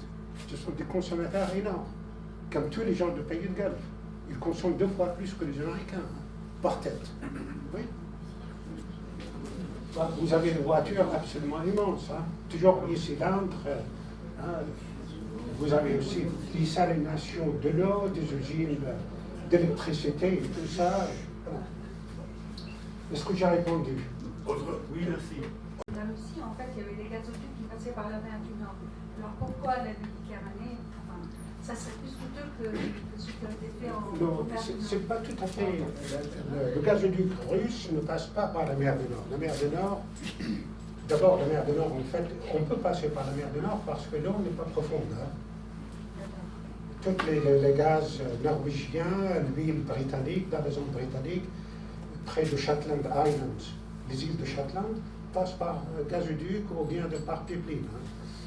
Mais le problème, le russe passe par le Baltique. Le Baltique.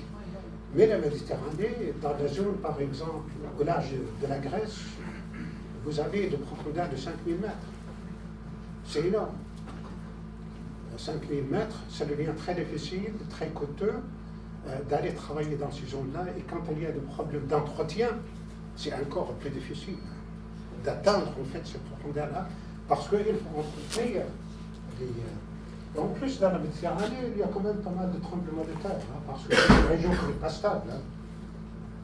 Mais c'est pas ça, c'est la profondeur en fait, et c'est la facilité. Quand on a la facilité de passer par la Syrie, par la Turquie, c'est nettement plus simple. Pourquoi aller passer par la mer? Mais personnellement, si j'étais à la place de Qatari, je passerais un pipeline à travers l'Égypte, aujourd'hui, le nord de l'Égypte, la Libye, mais la Libye, il y a un problème, mais ça va. Et après, ils vont passer en fait à l'Italie très très rapidement, hein, la distance n'est pas énorme. Mais c'est pas vous.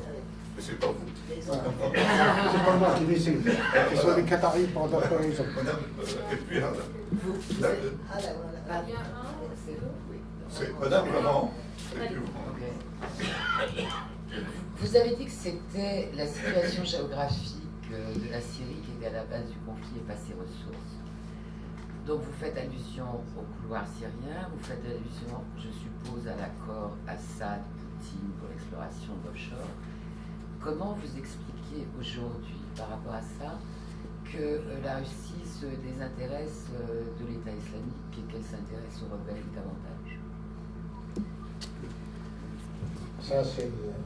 Je vous donne mon avis personnel, c'est Oui. totalement personnel. Hein. La Russie désintéresse de l'État islamique parce que l'État islamique est de cheville avec le régime syrien. Pourquoi le régime syrien, même les Russes, ils savent que en fait, l'État islamique se trouve à Raqqa. Ils n'ont jamais attaqué. Ils n'ont jamais attaqué. On connaît, il y a énormément en fait, de commerce entre le régime et Daesh. Ce n'est pas simplement l'huile de gaz, c'est le blé et tout ça, parce que la région qui est aujourd'hui contrôlée par Daesh, et c'est le grenier de blé de la Syrie. Non? Et le coton. Ouais, et le coton. Ouais. Mais le blé, c'est la raison. Blé et mouton, nous sommes dans l'Antiquité. Voilà. Hein? Voilà. Par rapport à votre exposé, C'est bien, c'est bien. c'est quand vous parlez du couloir et vous donnez cette importance même pour la Syrie comme de passage, est-ce que le couloir entre l'industrie, entre le trésor, si on peut dire le trésor national de chaque pays, et la stratégie politique ou la décision politique dans ces pays, c'est presque pareil, c'est-à-dire il y a ce rapport intime entre la stratégie politique et le pétrole. Dans tous les pays, c'est de la même nature. Et est-ce que le régime syrien était conscient dès le début de cette importance que la Syrie a dans ce conflit ou dans ce genre de conflit? Et ma dernière question, est-ce que ce qu'on a toujours entendu parler, que tout ce qu'on gagne en Syrie et tout le retour de pétrole et de gaz allait dans les poches de la famille Assad? Est-ce que pratiquement c'était vrai ou c'était que des... Je commence par la dernière partie de votre question. Effectivement, rappelez-vous, il y a pas mal d'années, je ne me rappelle plus, peut-être une vingtaine d'années, il y avait un premier ministre qui s'appelait Mahmoud Zabi, qui était le chef du Parlement syrien, ensuite le premier ministre. Il est resté avec Assad, le père Assad, pendant très très longtemps. Pardon? Comment? Bien. Et ce que je sais,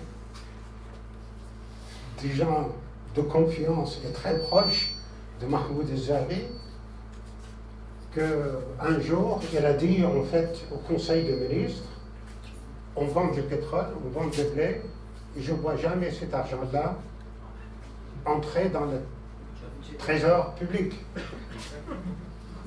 Dans la même journée, il a été enlevé de ses fonctions, il a été mis chez lui, en résidence surveillée, et apparemment, on dit qu'il a commis en fait un suicide, il a tiré 3 balles dans la tête. Voilà.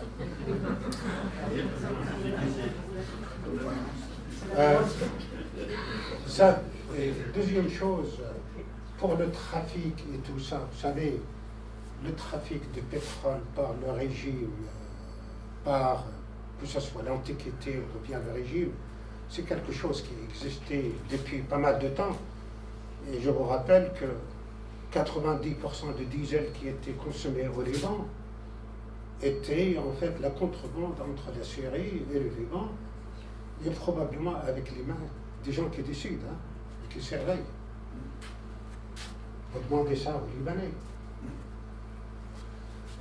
Autre question? Oui, une question là.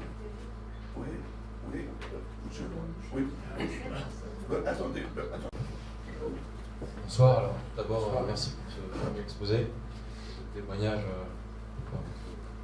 propre. Je voulais savoir, c'est pas avoir entendu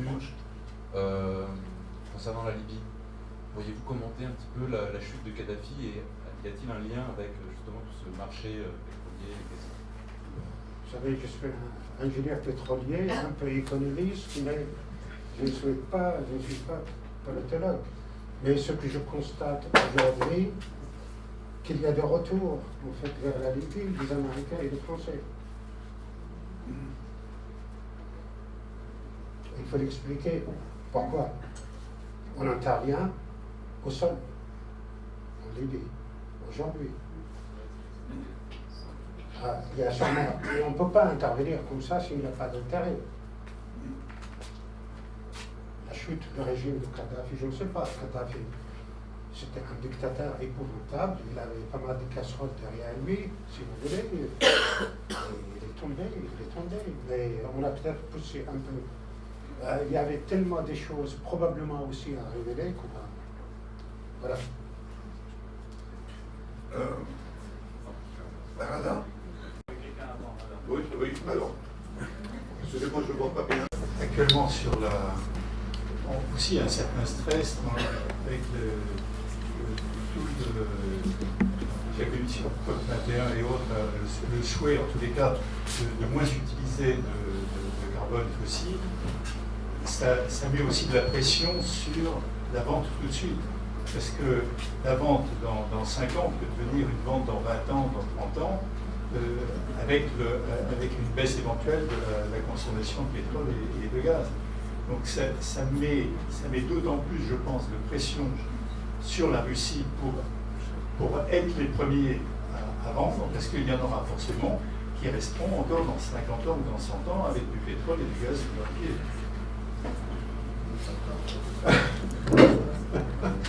Oui, je vois. Mais, personnellement, je ne pense pas. Il y a des gens qui disent il faut vendre le maximum aujourd'hui, autrement, si on ne le vend pas aujourd'hui, elle va rester dans le sol. Est-ce que vous voyez vraiment que les Chinois vont baisser leur consommation de brut ou bien de l'essence? Tous les Chinois veulent avoir une voiture aujourd'hui. C'est les premiers en Les Français, pareil. C'est les premiers en capteurs solaires et bientôt en éolien. Et on voit en fait avec la baisse de prix, ce sont des moteurs de voitures qui deviennent nettement plus gros. Hein, et il y a la consommation, vous allez voir que la consommation va augmenter. Et malheureusement, tout ce qui est renouvelable hein, d'abaisser. Parce que Campbell savait très bien que l'électricité qui est produite par le vent ou bien coûte 3 fois plus cher que l'électricité qui est produite avec le pétrole aujourd'hui. Et ça pose un problème technique énorme parce que le courant n'est pas très stable. Hein. Ça dépend de la vitesse en fait de vent et tout ça. Et il faut stabiliser le courant avant de mettre l'électricité dans le network national. Hein. Et ça coûte très très cher. Pas faire bouillir la planète non plus. Bah, malheureusement, on fait bouillir la planète. Malheureusement, c'est comme ça. Et moi, personnellement, la seule chose qui est bien, c'est qu'il faut augmenter en fait la part de gaz dans la consommation énergétique d'abord. Ça, c'est absolument essentiel. Ça prend une part absolument énorme. Et en plus, la pollution par le gaz est la moitié de pollution par le diesel ou par autre chose. Monsieur. J'aurais dit que votre exposé était noble, riche, mais je vais expliquer une idée. Pour les contrats et les pipelines qui passaient à Qatar et Syrie, déjà étaient signés avec le régime syrien, et le régime syrien, il a annulé. Et ça commence la guerre. Mon question est, à votre avis, où va la Syrie maintenant?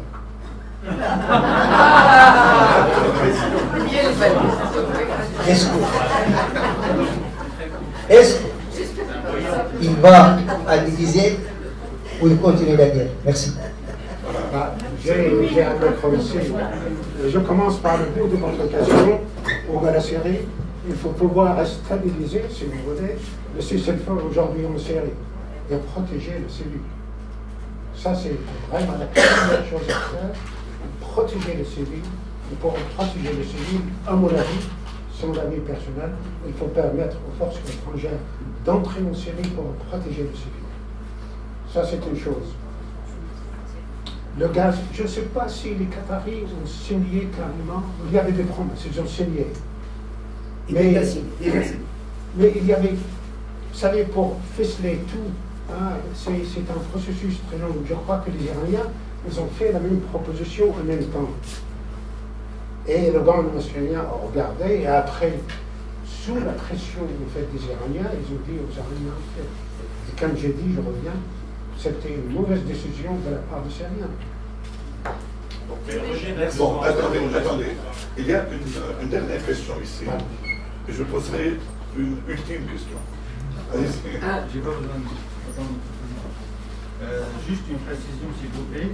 Et j'espère qu'on m'entend. Ça va aller. C'est incontestable que les considérations d'énergie, de gaz et de pétrole sont importantes pour comprendre le rôle de ceux qui interviennent, surtout militairement en Syrie. Cela ne rend pas ces interventions justifiées, bien sûr, parce qu'il s'agit d'intérêts égoïstes et qui se traduisent par des crimes de guerre et contre l'humanité commises en Syrie quotidiennement. Mais permettez-moi de trouver inexacte l'affirmation qui dit qu'à la base, il y a ça, ou il y a des intérêts... Non, à la base, il y a la volonté du peuple syrien, à arracher sa liberté, à en finir avec la dictature la plus sanglante de ce 21e siècle, et avec la barbarie dont il est responsable, là, Daesh et compagnie. Voilà. Donc à la base, il y a la volonté du peuple syrien d'accéder à sa liberté, à construire un État démocratique, libre et démocratique, qui protégera tous les enfants de la Syrie. Merci beaucoup de votre exposé, excellent et qualité. Vous savez, le problème, ce qui est étonnant, que les Russes arrivent en Syrie et ils commettent en fait des crimes de guerre. Ils savaient très bien qu'ils bombardent des civils, ils savaient très bien qu'ils bombardent des hôpitaux. Ça, il y avait des témoignages, ça a été authentifié. Mais je crois qu'ils s'en foutent, excusez-moi le mot. C'est le principe de Poutine, c'est le principe en fait skobelevien, ce qu'on appelle. Le maréchal Skobalov au XIXe siècle, elle disait la période de paix est proportionnée au massacre qu'on inflige à l'ennemi. C'est à peu près ça. Il l'a fait, par exemple, à Grozny. Personnellement, je connais Grozny. J'ai vécu 6 mois et je sais comment les Tchétchènes, en fait, si vous voulez, pensent à l'égard des Russes. Ça, c'était en 1970. Mais voilà, c'est vraiment, c'est étonnant, mais je ne sais pas, il faut répondre à M. Encore pour dire comment vous voyez la Syrie. J'ai dit, la Syrie aujourd'hui, il faut tout mettre en œuvre pour confirmer le cessez-le-feu et intervenir de l'extérieur pour protéger les pauvres civils, hein, les enfants, permettre aux gens de rentrer chez eux, permettre aux gens d'aller à l'école, tout ça. C'est ça le problème de la Syrie aujourd'hui. Mais ce n'est pas encore terminé. Merci. Dernière question. Vous n'avez pas parlé de l'Algérie. Quelle est la situation en Algérie avec cette histoire de baisse du prix du pétrole et tout ça? Parce qu'il y a des nouvelles extrêmement alarmantes qui viennent d'Algérie concernant la situation générale, aussi bien économique que sociale. J'avoue, je ne connais pas l'Algérie, je n'ai jamais mis les pieds en Algérie personnellement, et je n'ai jamais étudié l'Algérie. Mon domaine était l'Asie, le Proche-Orient, l'Amérique du Sud, un petit peu. Mais je pense que l'Algérie perd quand même beaucoup d'argent. Il y a beaucoup de jeunes qui sont au chômage, et tout ça, à mon avis, se termine mal. Mais ce sera redoutable. L'Algérie, vous allez voir, le régime algérien est très très proche du régime syrien. C'est la même mentalité, c'est la même... je crois qu'ils ont déjà perdu 200 000 morts. Je ne sais pas si les Algériens aujourd'hui sont encore prêts à sacrifier 200 à 300 000 morts. Voilà. Merci beaucoup. Merci.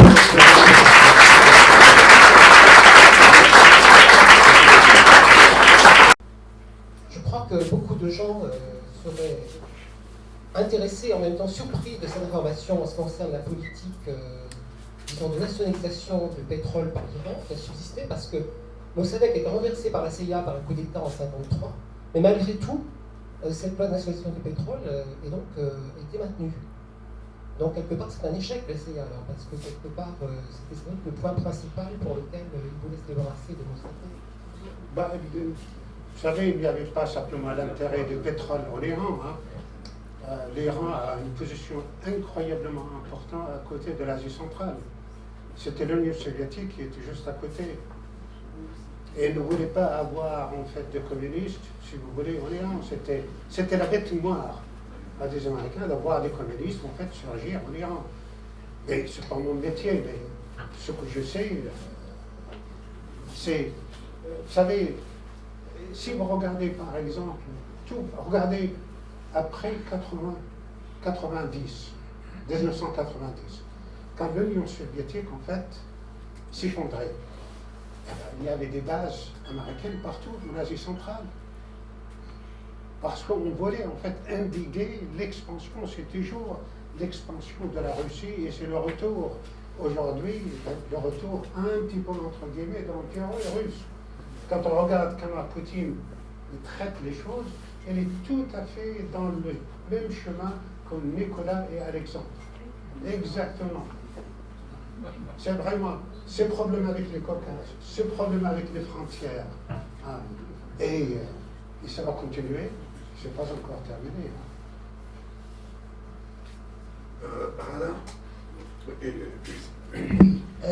Je voulais essayer de comprendre. Russie, Iran, Qatar, les 3 principaux producteurs de gaz ou réserves de gaz mondial, ce sont quand même les 3 pays qui sont les plus impliqués, on va dire, en Syrie, qui ont montré le plus d'ambition et de ténacité dans leur combat en Syrie. Quelle est la proportion de l'intérêt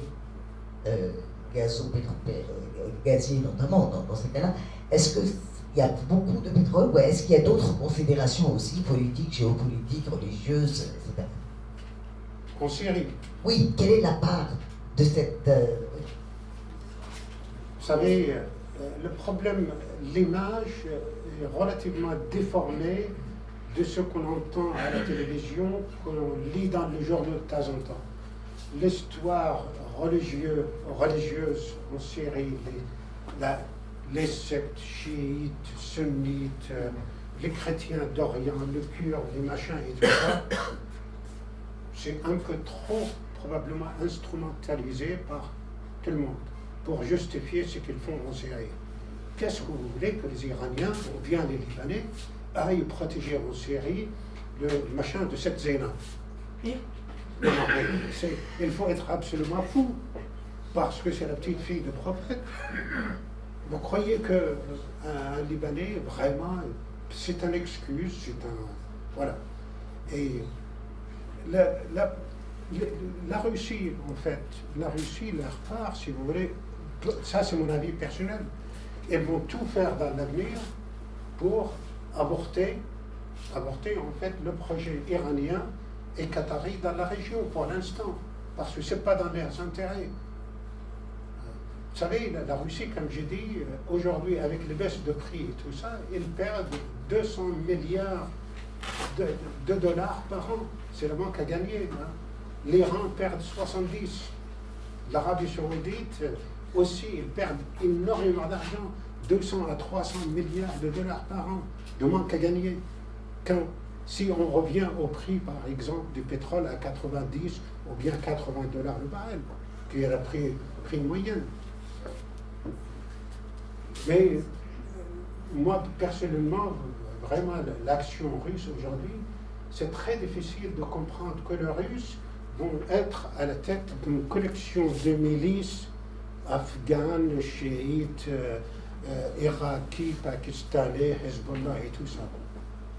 C'est pas la grandeur de la Russie, ça. Franchement. C'est très difficile et je ne vois pas comment tous ces pays-là peuvent être, en fait, ils ont une stratégie contradictoire. Ils sont ensemble aujourd'hui parce que personne parmi les trois pays est stable en Syrie aujourd'hui. Mais je reviens, parce qu'il y avait une question, j'ai oublié une partie de question pour dire, finalement, est-ce que les Syriens, ils ont fait une bêtise dès le départ? S'ils voulaient gagner leur vie comme il faut, il aurait fallu, en fait, se lier avec les Qataris. Parce que ce sont des sociétés étrangères qui développent le gaz qatari, qui auraient pu financer, en fait,